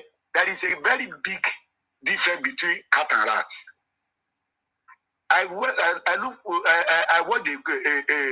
I will send it to your WhatsApp where you will see Abasha, Abiola, MK Abiola, late MK Abiola, and Jagaban for a very long time. Yeah. That was 1993. I know the picture, right? Yes. Yeah, I have it. Yeah. Okay, very good. Are you getting me, sir? Yes. So if you should look at it well, the way people are taking things, they believe Obi is the Jehovah. I was asking people, what is the Anabra? Which people? Which people are you talking about? Which people? The obedience. Now Sorry. those are the people. Now they are his brothers. Do you expect them to say bad thing about their brothers? Are you getting it? Yes. Are you telling me the standard of living in Anambra is like American standard of living? They are still roaming in the shadowing in the object of poverty. Lagos is better than them. They rated Jagaba as the best governor when he was a governor in Lagos State. Which position did they gave Obi? So, my brother, don't let us even talk on this. There is a very big difference. Next tomorrow is the D-Day. Everybody will know everything. That's it. Thank you, sir. Thank you very much for calling. I appreciate your call. Thank you. Let me show you some of their comments here. Somebody said they are even proud of it. Look at it. He said, just come out and talk. Just come out and talk this, make them no kill you. You see that? This is what they believe. They believe in threatening people and telling people all kinds of things. Hello, your name and where are you calling from? Yeah, my name is Tunde. I'm calling from Dublin. Please go ahead, your contribution. Yeah, I really have to say on behalf of Nigerians, I really have to say you're really doing a great job. I've been listening to your show, and you're really doing a great job. Yes. Because it takes the heart of a young man like you to understand what Bola Tinubu is trying to demonstrate for Nigerians and what he's willing to stand for. You see, until Saturday, it is going to be very clear to the obedient that they are so arrogant and forcing people to support their candidates. No doubt, they have been dreaming that, but I wish Obi has come, maybe has started his campaign maybe 16 years ago, 4 years ago. Then he could be able to, withstand the likes of Tinubu. You understand? So come on Saturday is nothing to drag about. The vision is very clear, and I've indicated, where the victory will come from. Yes. Yes, it can definitely take the likes of Benue State, no problem. It can take probably the Benin territory. Probably it can take his own state. But come, it's not Lagos in one win, or na Ibadan in one win, or na Kano State in one win, or whatever. So the thing has been, if we all get to see into Nigerian politics, we realize that it's not a thing to argue about. We should just keep quiet, and the result will speak for itself, and they will be relaxed. But where I'm going to be angry with the obedient is when Tinubu has been declared a winner, and they want to continue with their stupid act and all of that. That is when, you understand, I will definitely come out the way you are doing your video, that the government has to do something about these people, because we cannot run away from them. And everybody has their right to demonstrate their right as a Nigerian. You understand? Mm-hmm. Nobody should force anybody to say, oh, because you do not vote for Obi or whatever, the person's life has to be in danger. No. We have gone beyond that era. This era that we are enacting into is an era where people have their rights to demonstrate their rights. So honestly speaking, for other callers to call in, you're honestly doing a great job, and I have to tell you that you are doing a great job. Thank you, sir. Thank you very much for calling. I appreciate your call. Thank you very much. Yes, our line is still open. You can call in and make your contribution now. The line is open. You can call in and make your contribution. Everybody is free. If you are supporting Obi, tell us why you are supporting Obi. I've not seen anybody support Atiku here. I don't know why. You will tell us. Let us know how you are. Understand me? So you are free to make your contribution. Okay. Okay, I have another caller. I wanted to do something else, but hello, your name and where are you calling from, please? Go ahead. Good evening, Isioma. My name is Abayomi. I'm coming from London. I salute you. Please go ahead. Yeah. Firstly, I need to pray for you and try to appreciate your work, what you are doing. Thank you. Because you're a very young man. You devote your time to say the reality. And there's another woman like you, like that is running the same program like he's in, I think he's in Europe. Yes. He used to use that language, Baba. She used to say, Baba, Tinubu, he's from Edo. Yes, like analyzer, yes. Yeah, the same thing. You run the same thing. You always have the same fact. You only have, and there's another lady that used to pair with you sometimes. Yes. I think she's still around. Omotala. In fact, you guys. Yes. In fact, after this election, I wish you the very great time. The way people will rush you on the street, when they see you on the street, you will not believe it. Because you are so strong in mind, strong in brain, strong in everything. I'm always praying for you, and you shall be great and great for the rest of your life. Amen. Because what you are doing is not easy, I'm telling you. But the question I need to ask you now is this. Yeah. All these people that doesn't understand what they are doing, I think if these people are not very careful, in the next 8 years after Tinubu finished this presidency, I tell you what, with the role that all these northerners, Rufai and Co play in this particular game, yes. Don't you think it's going back to the north? It's going back to the north. There's no doubt. Because these people, they don't understand what is doing by playing central politics. Now, they should try to put it. Look at Oranyeneze. You can never hear anything from them. Look at the other one. Oranyeneze, they are divided into two equal parts. I've never seen the mature elders that have been in politics for the past 1978 as I have matured to know exactly what to come out and say, okay, you guys, wait, let's support this particular guy. And during our own particular time, so we can woo these people to come and support us too. And face the Lord. So that if something can come, none of them are be able to say that. All these irate youth, all these musicians are just going on around and doing rock. This is not the way to do it. Sometimes I just laugh. Because you can't compare this man Tinubu with Obi. Tinubu has been there for a long while since Sojourn. He learned from Yaradua, the elders Yaradua. He has been an errand boy, taking letter here, taking things. Yeah? So all now that you think that you cannot come together and talk all rubbish doing propaganda, they can't do anything because we're just watching them. And those many of them don't have PVC. They only have sit down on the internet doing all kind of rubbish. But by the special case on Saturday, we shall see what is going on. Their face will clear. Whether they are going to bring their eyes to the public or they're still going to hide somewhere, we will see. We will see. But I pray that may God help you and give you the strength to be doing the good for the rest of your life. Thank you so much. We really appreciate you. Thank you very much for calling. I appreciate your call. Thank you very much. Good night. Okay, that was a nice conversation. And he said that with what these people are doing, what will be the fate, when Baba Tinubu finish his 8 years? It's very simple mathematics. Power must rotate back to the north. It's north and south. There is no two ways of thinking about it. The truth is that we are north and south. Then if the people in the south want to manage the way they do it, for example, now, when the Yoruba people finish, it will go back to the north.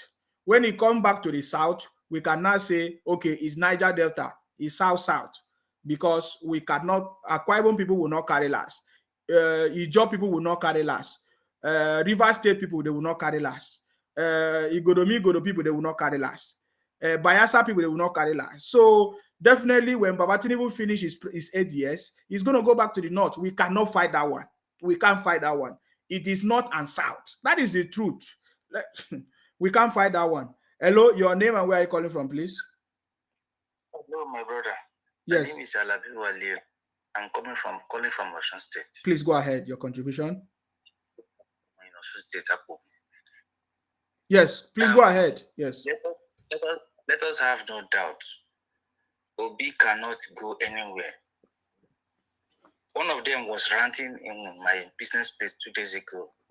I told him I will give him 250,000 naira if Obi comes second. Since when has age been a criterion for deciding the president of a country? I told the guy to Google the age of the current American president, and Wikipedia says he was 80 years old. The current American president, 80 years old. That shows that age has nothing to do with what we are talking about. And apart from that, who has the track record? I entered Lagos as a young boy who finished WAEC in 1999. At that particular time, as I started growing up, I started seeing improvements, serious improvements about the education and welfare of the people. Somebody that has been with MKO, the other day, Nobel laureate Wole Soyinka was saying the actions that Tinubu took when the military government Abacha was persecuting them alongside MKO Abiola. Yes. Then he narrated what Tinubu did, how they raised money using one rice this thing supply from Taiwan to Europe. Somebody that has been doing politics since over 34 something years ago. You not think you will defeat him? You that nobody knows where you are doing. And then what surprises me most is this. I was trying to intellectually engage some of them. The next thing they were causing you, one of them even said, if they bomb me, will make I show my picture. Like you will come and... Yes. I said, what? What? Because of politics? Apart from that, I asked them, we know there are people that were commissioners under Tinubu. We know the people that were his errand boys. One of them was Professor Osinbajo. Osinbajo nominated Professor Tinubu nominated Professor Osinbajo as the vice president. He made him a commissioner when he was the governor. Aregbesola, a current minister, was a commissioner under Tinubu. Fashola was one of his boys. And the list goes on like that. Okay, I told one of them to show me 2 people. They were commissioners under Obi when he was a governor in Anambra State. And where they are right now, nothing. Let me tell you one thing about that. If Tinubu emerges president, the Netherlands will still have a great state. They will have a great state because whether we like it or not, in fact, he has more support in the north. Yes. Than even in the south. Yes, now. I was watching a video some minutes ago. Somebody was interviewing the Northerners. And then one of them, a common market man, they asked him, who are you going to vote for? He said Tinubu. They said, why? He said, this guy, he has built people. He didn't say he built Lagos. He said he has built people. And we have seen the people that he raised, what they have become into society. Let me remind you of one thing. There was a time that the day Aregbesola was being interviewed for ministerial appointment in the Senate. One senator, a young Hausa man, the guy that was talking about this sex toys scandal stuff, he said to Aregbesola on the floor of the Senate that day, he said, you have come for interview as a minister. He said, you are going to be minister. He said, let me remind you of something. He said, when I was contesting for chairmanship in my local government, that was in the north. He said, I had no money to fund my campaign. Somebody told me to go and meet Bola Tinubu in Lagos. He said, when I got to Tinubu handed me over to you, Aregbesola, and you were the governor in Osun State that time. You told me to come and meet you in your office in Osun. Then I came, and you gave me the salary of your governor salary that month. That was the money I used to become the chairman in my local government in the north. We are talking about so many years ago. What will anybody say about Obi? I've never heard Obi until recently. And then the guy, he talks like, I will do a better president than him. He's not intelligent. He's not smart. He's not articulate. They should have gone to look for a brilliant, articulate, experienced Igbo guy, even from abroad. We will listen to him. Can you imagine how people react when they listen to this guy and the former central bank chair governor from the north?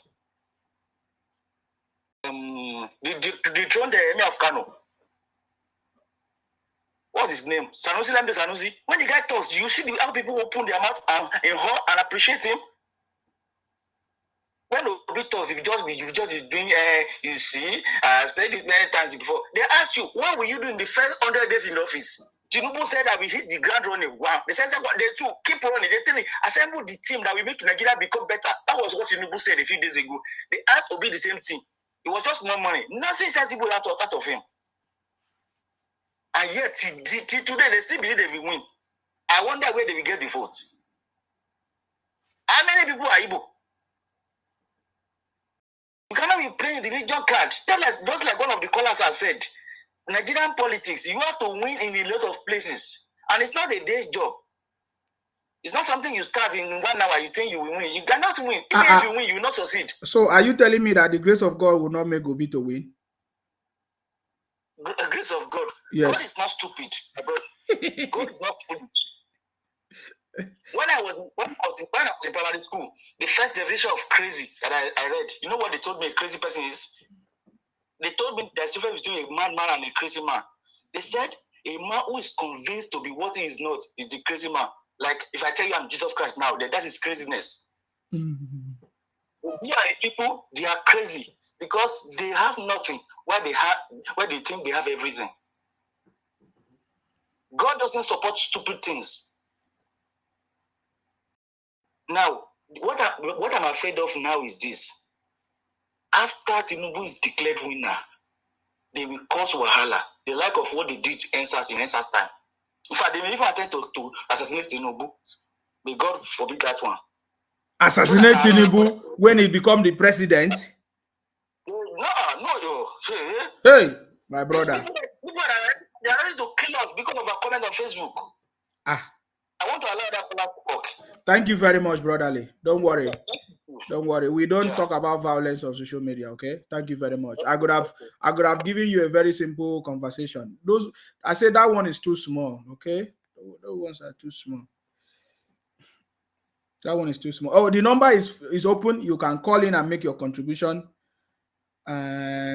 Yes, you can call in and make your contribution.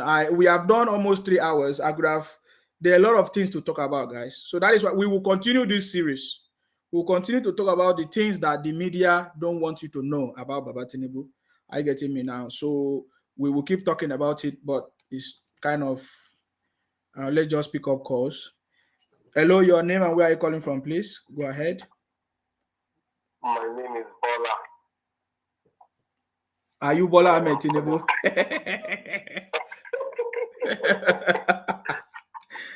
I would have loved to be Bola Ahmed Tinubu, to be honest. I know. Go ahead. At a particular church, that one pastor was asking people that does anyone of them feel like turning to Tinubu or anything like that, and all of them kept quiet. I said, what is the problem? I want to be like Tinubu from day one till finish. Are you people stupid? Oh, God. Relax, to watch DSTV a little bit, go to the. So, what I just want to say is that this Obi is more or less like Shomore, that is just in the mix to scatter the vote for nothing. The vote are supposed to go to a little bit of maybe Atiku and some to Tinubu. Now we want to split the vote for nothing because it's not going anywhere. Unfortunately. But a lot of prophecies that are coming from pastors, and most of all these pastors, they are from East. So they are from East. They saw him flying with wings, this, with that. All these words kept him going. But Me, I can't see him going to anywhere. All these Igbo land that they said they marginalized them, all these ones that they kept on saying all these things, all the 5 Igbo states is not up to your state. Never. Go and take Google map of Nigeria, that tiny space. Now they cut this space into 5 for you guys, and you collect allocation every month for 5 years. Like Oyo State having 5 governors, and up until now, if no development. They started building statue, Jacob, something, Ojuku statue. In fact, they don't build Ojuku statue either. 1.2 billion for one statue, blah blah blah. Commissioner for happiness, commissioner for dancing and things. What is all this? They kept on doing all these things. They said they marginalized them. It could have turned to a mini London because they literally split a large mass like the size of your state into 5, and they gave you 5 governors. If I happen to be the president today, trust me, I will combine 2 states in East. I will combine it together and turn it to 1, 2 to 1, and I will turn them to like 2 states. Seriously, because they don't deserve 5 governors, about 25 senators, a lot of members, and they kept on doing rubbish. They are just absolutely too greedy, just like Peter Obi himself. That said, he doesn't collect salary, he doesn't do this. I left everything in the account, I don't touch any money. If I want to buy fuel, I will go to the filling station myself, I will do this. If they want to buy me, I will go to the market, I will price the meat. What are you doing? Are you stupid? So, in a nutshell, my dear brother, I can't wait till Saturday to come and we have a very massive celebration on our platform. Oh my God. So, and we don't want a greedy president, and we don't want a president that can't give shishi, because there will be money in circulation. And I tell you, a lot of budgeting will still come, money will be in circulation, and I don't know why people can't even reason with this kind of demand. That we give the wife money at home. In fact, maybe it's Peter Obi that has been going to market for the wife. They cannot even see the missus, if at all, that he has one. So we don't want that kind of a person that is absolutely greedy, that is going to run Nigeria like a home, like a very small community. We don't want that kind of a person. So because this will lead so many people into another set of crime altogether, where there is no money in circulation, and it's going to be probably in Fidelity Bank or one stupid bank abroad or China, because they kept on talking about China, Indonesia. We don't want Indonesia president or president that will be talking like a gay. Probably maybe he's a gay because his voice is just too horrible. We don't want that kind of a president.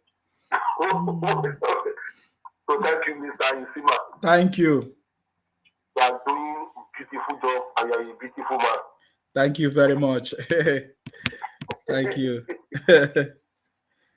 Okay, that was a wonderful conversation. It's a wonderful conversation. The number is still open if you want to call in. Okay, just like I was saying earlier, we already have the lineup ready for Baba Tinubu in Akwa Ibom, and these are the people that are going to deliver for Baba Tinubu in Akwa Ibom. We have our the former governor, the ex-governor of Akwa Ibom State, His Excellency Senator Godswill Akpabio.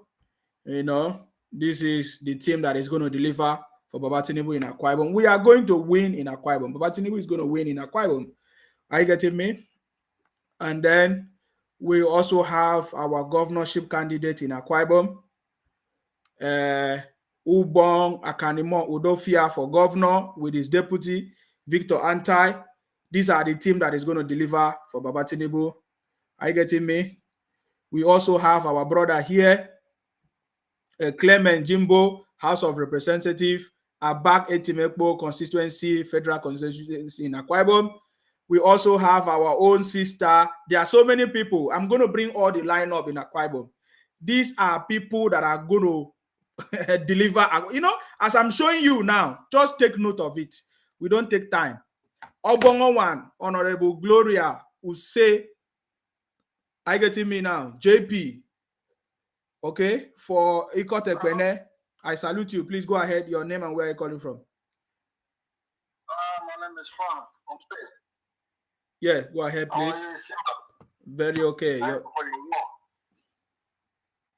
I very appreciate it. I always listen to your program. You're welcome. Thank you. Thank you very much. I don't have much to say. Let me say, them contribute my quota. Yes. The obedient and obey himself know that he can't win. But it's good that he try. Yeah. It's good that he try, but he can't win. Yeah. They always say he will destroy his structure, But you yourself, you have a structure. You have structure now. You put all the structure. Which one you want to destroy? Because I don't know. If you want to destroy structure now, which means you destroy your own structure. Oh. Every politician, every democracy, all parties have structure. If you don't have structure, how do you want to win? How do you want to win? There's no way you want to win. You want to win without a structure. You need some people. You need resources. You need collection to succeed in your policy, in your campaign. That's the resources. That's the structure. For example, if you can't have, you want to have your polling agent as a polling unit. If you don't have a structure, how do you want to get the polling agent? Mm-hmm. That is the problem for them. When they are talking about social, APC and PDP, they have structure. That's why they cannot lack anybody to represent them as a polling unit. For Obina is a problem for them. Because that is the structure we're talking about. It's not money only, it's a structure. No. It's the party member that's so committed, totally committed to the party. Whatever anybody they bring, they're committed to the party. That is the structure. If you don't go to UK, go to America, everybody have a structure. If they don't have a structure, how do you want to win every election time? Yeah. I'm just showing them the structures in Akwa Ibom that is going to deliver for Baba Tinubu. It's as simple as that. Because those people are also fighting for their interests. Together, they are going to deliver. That's how it is. Yeah, if they don't have a structure, how do you want them to win? They can't be win. Obi is pulling the something, but what I hate is about religion. He using religion to do a campaign. It's not necessary. Your program is what you need to tell to the people. It's not about go to one church or another. You are all in this Nigeria for 1 year ago, 2 years ago. You never go to any church than your church. Now, when the politics, that's what I always say. I always tell my friend, politician and religion, they are 5 and 6. If you believe yourself, you believe in a religion, you are just deceiving yourself. You're just the opposite of politician. That's all you always do. The last week, you remember I told you that you can't use a religion to divide the Southwest Yoruba. Because there's no way you want to work it. In the family, Muslim and Christian in one family. Mm-hmm. How do you want to divide them? Yes. That is the problem. You can't succeed to use a Muslim and Christian in Yoruba. Yes. You can't succeed. That is what Obi wanted to do. He realized quickly that that's not possible. He can't do it. Anybody not already try with their Muslim cause is not possible. Because the way you will tell them, that Muslim behavior you tell, you know that what you are planning is against my family, my brother, who is the Christian. He will go home and tell them.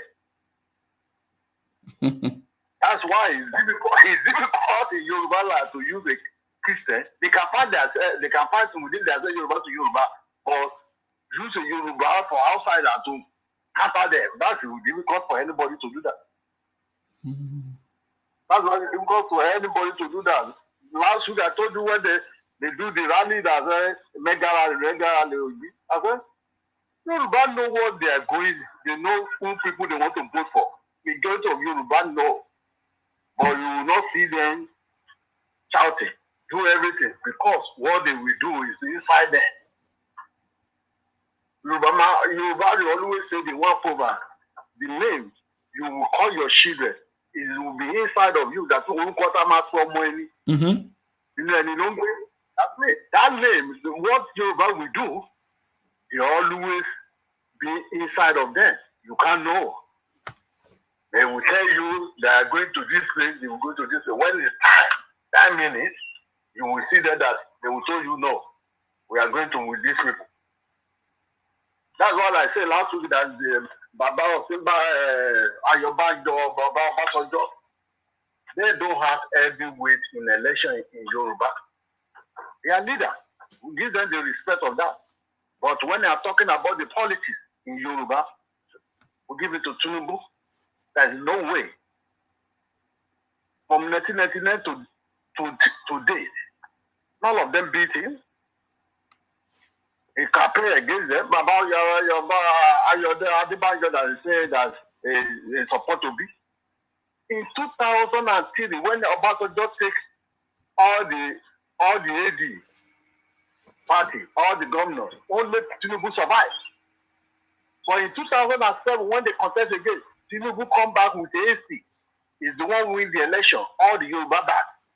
But the AD, when the Baba Adebayo was head, the contest during the 2007, but nobody said that again because they know what they do during the 2003 when they sent themselves to the Obasanjo.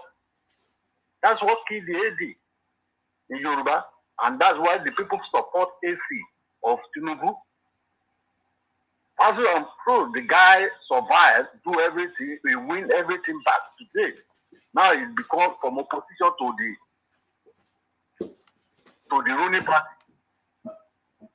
That's why I always say, these people is when our Tinubu go to them, it's just in respect.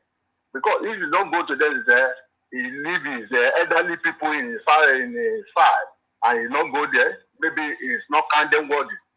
That's physical Yoruba, you will go there. But he know that they will not support him. He knows. But you need to give the respect where it's due. That's what Tinubu do. Or Obasanjo and Mr. Baba Adebanjo. But he know that whether they support him or not, he will win there. It's the truth of the matter. They can't win. Baba Adebanjo cannot win his word. He can't win his word. Even though Obama cannot win his own word. People know where they are going. Well, I thank you for the way you do. I know the way they attack of the obedient and attacking people. 2 weeks ago when I comment on your stuff that you put on the Facebook, I just said Bat is a go. One obedient only he replied to me. He said it's to my family. Yeah, he came to your inbox. He came to your inbox. And he replied to that message I sent on your page that Tinubu is the goal. Okay. But he replied to that message that in my family. What concerns family on this situation? Only thing is the choice. Democracy is a choice. Whether the person is wicked or the person is a bad person, it's my choice to choose, not anybody.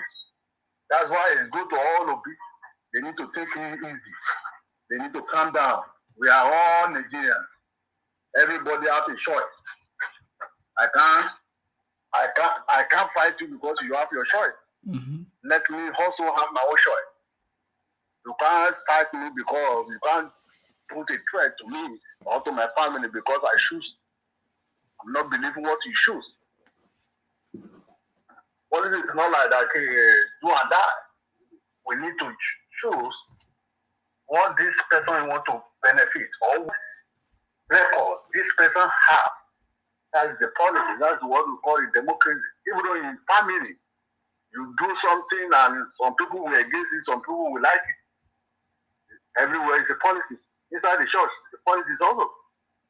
But someone needs to make a judgment. That's why democracy comes. You make your choice, I make my choice. Listen, man, God bless you. Thank you very All much. of you will hear your program. Thank you for everything you do. Thank you. Always be what? Who will meet on Sunday? I know on Sunday we will be celebrating by now. Yes. By this time on Sunday, I know we will hear the good news. Yes. That time we will call them, okay, we open our hand to welcome Obi. Let's come together and do this nation. Thank you. And let him work with everybody. God bless you, brother. Thank you. Hello, your name and where are you calling from, please? Okay, I'm calling from Anambra State, Onitsha. Go ahead, please. Your contribution. Okay. First, I want to appreciate the good work which you are doing. You are doing a very, very fantastic job, and I want to appreciate you for the job. Well done, and I salute you. You're welcome. Okay, thank you. The point I just want to make is that this particular man we are talking about, that's the candidate for Labour Party. We live on the same street. The same street, and we've been living together for like 9 years now. Who is that? That's Peter, His Excellency Peter Obi. We live on the same street. That's Niger Drive in Onitsha. Okay, you live on the same street in Onitsha. Yes. Do you know? Okay. So I think I should be in a better position to know a lot.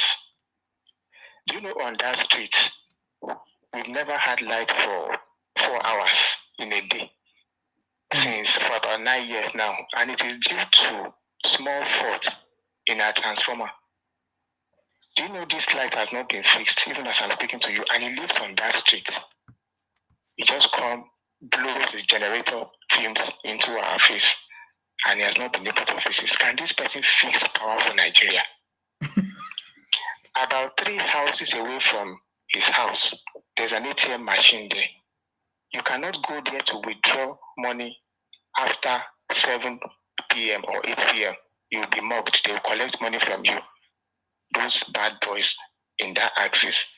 And there's a mobile station in front of his house permanently. Can this person fix security? Even outside GRA gate, if you cross outside GRA gate, outside, you cannot pass in front of that Onitsha North local government without being mugged after 9 o'clock in the evening. So, in essence, what I'm saying is that for someone who wants to rule a nation, you should have that kind of empathy, commitment, loyalty, and the kind of drive that will make you to be able to serve your people very well. I have been opportune to enter into Ashiwaju's house only once during an official, and I saw the way people sit around his premises. They eat every day. Do you know these people, these women that sweep road, the Lagos sweeper that sweeps express road? They come there to sit after they have worked in the morning. Do you know that these people, they make money every day sitting in that place? All these rich people that come to greet Tinubu when they are going out, they give them money. Do you know a particular woman I know saves 2,000 naira every day from the money that they dash them, that visitors from the man's house dash them? That is the kind of leadership we are talking about. Look at, there was a time like that Atiku came to our area. That's in Bagada, Lagos. And the boys in the area, we went to meet him. Baba, we don't have light for the past 1 year, our transformer. And he made a phone call. God is here listening to what I'm saying. He made a phone call that day. And the next morning, they brought a brand new transformer for us. I didn't know how he did it, but he just called. And he was not in government. He had served his term. He just made a phone call that day, and we had light. So those are the kind of people we are talking about, not someone who just be making promises and saying sugar-coated promises, and at the end of the day, they may not be true. So what I'm saying is that we should. I just want to enjoin our people to vote wisely when they are voting on Saturday. It is very, very important. It is very, very important. Whoever wants to go and verify can come to that street that I'm talking about, Niger Drive. Start from the gate, from the barber's shop at the gate. Start asking people. My landlord is a PDP man. He's a PDP man. And that tells a lot about the people living in that living on that street. So that is just my own contribution. I'm not trying to denigrate anybody, but I'm just trying to say that we should think, especially the youths, and don't allow anybody to deceive them. Thank you very much. Thank you very much for calling. I appreciate you. Thank you very much. Okay. Thank you. The truth is that the result that is going to come out on Saturday, Baba Tinubu is going to win in Anambra. He's going to win in Imo State. He's going to win in Ebonyi State. He's going to win in Abia State. I'm talking about the Southeast. I'm just telling you. Even Enugu State. Do you know why? Because the people that understand politics, they are the one that is going to make it happen. You see all these people on social media, they are talking all this nonsense. I know them. They are Biafra people. They are IPOP. They are the ones supporting Obi. They are those criminals. They are the ones causing all these problems. The genuine Igbo people that I know, they are supporting Baba Tinubu. I have given you example of all of them. Ojus Okalo, the other Igbo man. Many of them, there are so many of them that are working to make sure that Baba Tinubu emerge. So those are the ones that. So if you keep following what these people are saying online, all this their comedy or whatever, all this their propaganda, all this their threats, I know them very well. That is why they come to my page. You understand me? Because I'm the one that know how to treat them. They are all criminals. They are the Biafra people. They have been deceived. Most of them are 20 years, 30 years, 35. They have been deceived with propaganda of IPOP. For a very long time, they don't know anything. The government in those areas have not even helped. So they don't know anything. So that is why they are the way they are. But I believe that they are gradually learning. Every day they come to this platform, they are learning. I know they are learning. And very soon, they are going to maybe, hopefully, if they survive, if they don't go out there, just like the way they are saying, no election, no election. Who is afraid of you? Say no election, come out there. I saw the statement of one of their brothers say, you don't know what we have on ground.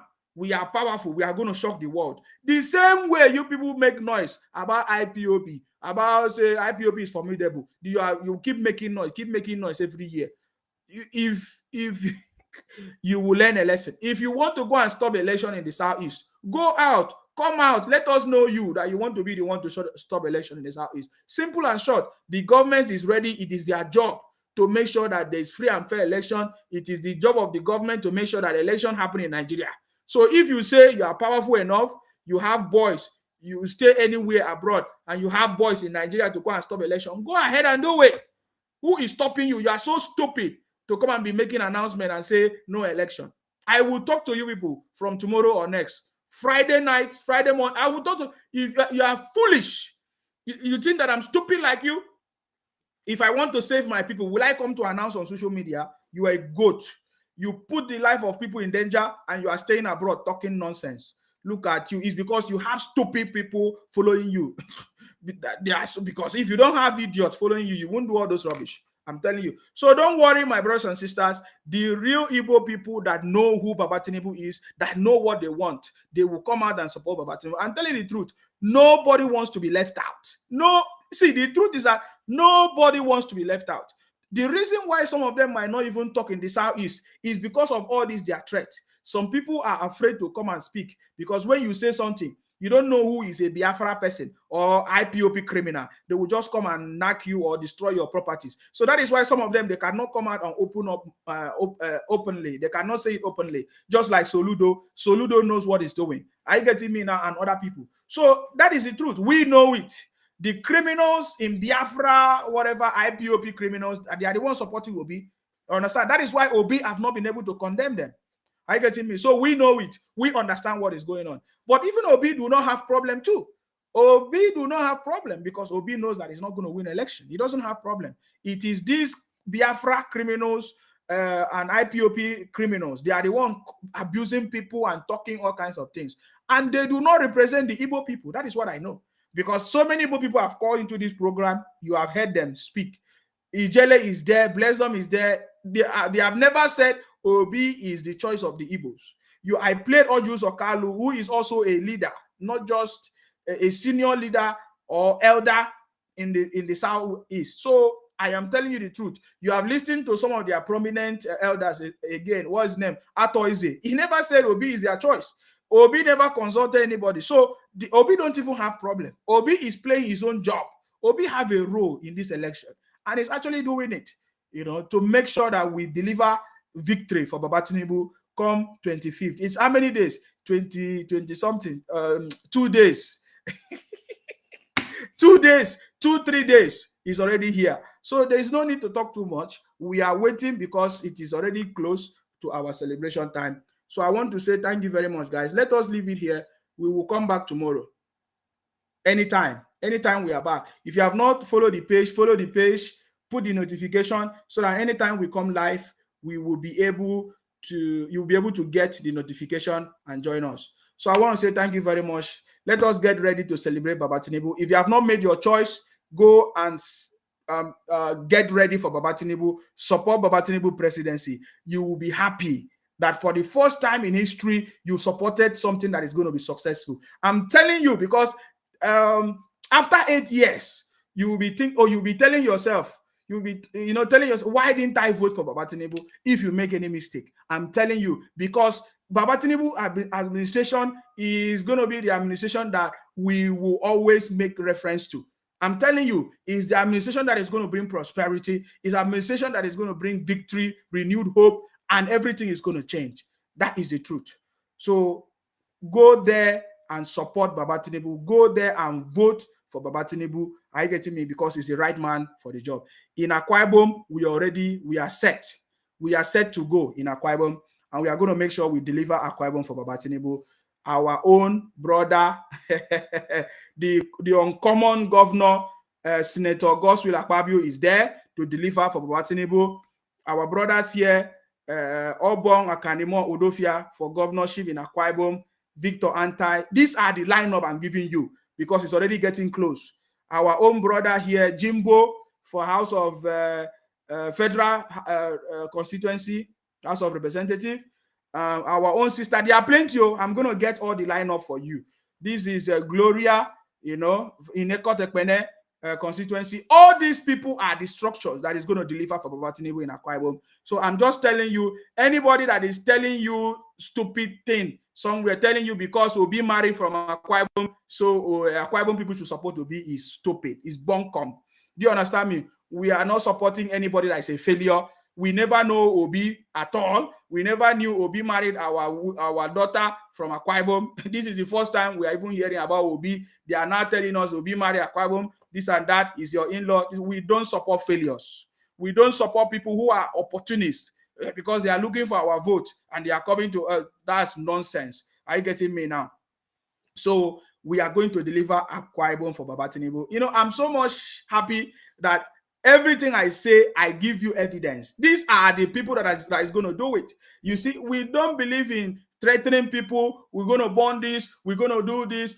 If I show you a video, you'll be shocked. The videos that they are making by themselves, threatening themselves, these are all fake videos. I know it. These are all fake videos. If anybody say is a Biafra person, you want to stop election, go there and stop election. It's as simple as that. Why are you coming to social media and be making videos? Who are you making the videos for? Go on ground and stop the Nigerian government from conducting election. You are stupid. I will come tomorrow. When I come tomorrow, I will give you the letters. Of course, you know my name. My name is Akparawa Nsima. I'm from Akwa Ibom, the first son of Idu. Our job is to make sure that we continue to fight in order to protect and to defend our land. I salute you. Stay blessed. Until I come your way next time, guys. Bye for now. I don't want to sit here and reveal all my strategy. I'm the first speaker among the three of us running. So they will spy on me. So you will have a limited answer here today. Another day you can bring me back. It is no longer news that Baba Tinubu is the best man for the job. You see, many weeks ago, people and lots of people trying to say or talk down on Baba Tinubu, oh, that he cannot speak or he's not okay, he's not well. But I believe, from the last live debate, where questions were given directly to Baba Tinubu and he answered them, I believe that now many people have been convinced that Baba Tinubu is the best man for the job. Because in the debate that took place some few days ago, I would say, the person that performed the best is Baba Tinubu, because he actually gave us the real answers and solutions that is going to bring proper prosperity to Nigerians. And this is the reason why we are supporting Baba Tinubu, the Jackaban, the city boy, because we know that he's the right man for the job. I just want you to listen to him. Partnership with the private sector to create a job, to put in incentive there. If you hire 500 new employees, why can't I, as a government, give you some tax incentive to offset that payroll and the pension contribution? Private sector driven opportunity, tackle the power problem head on. People can work by themselves. A common school driver can create a path to fortune if electricity is taken care of and other infrastructural areas. Very brilliant. Very, very, very brilliant. I want you to listen. More is coming. Very brilliant. Carrying them along. And the change of mindset, I say, I will repeat that over and over again.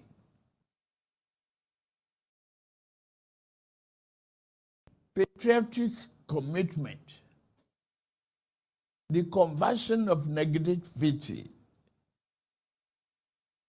to a positive drive.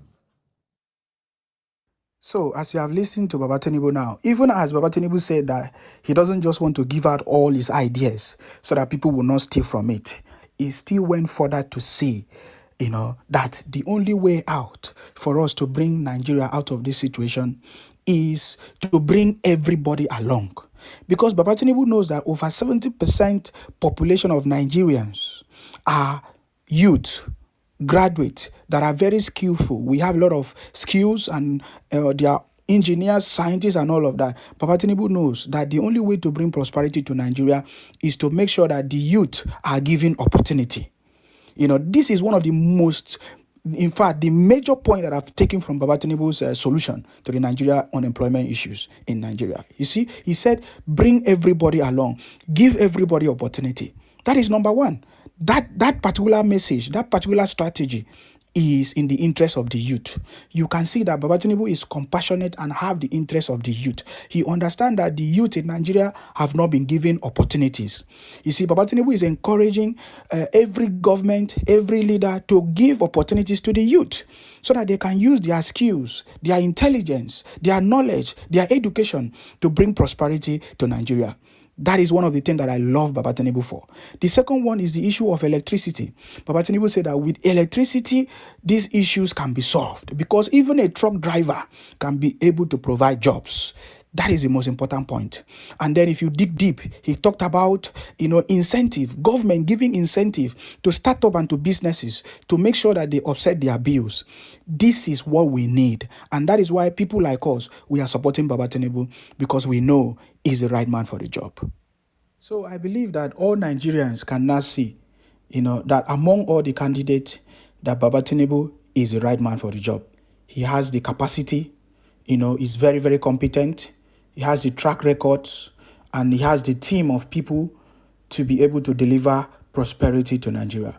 And that is why we, all of us here, we are making sure that we support Baba Tinubu and we, so that there's prosperity. We are interested in prosperity. We are interested in prosperity. That is the reason why we are supporting Baba Tinubu, because he has the capacity, the ability, the strength, the experience, the knowledge, the team to bring prosperity to Nigeria. That is the number one thing. We want the wealth, to go across. We want the wealth. We want every Nigerian to enjoy the wealth in Nigeria. Thank you very much and stay blessed.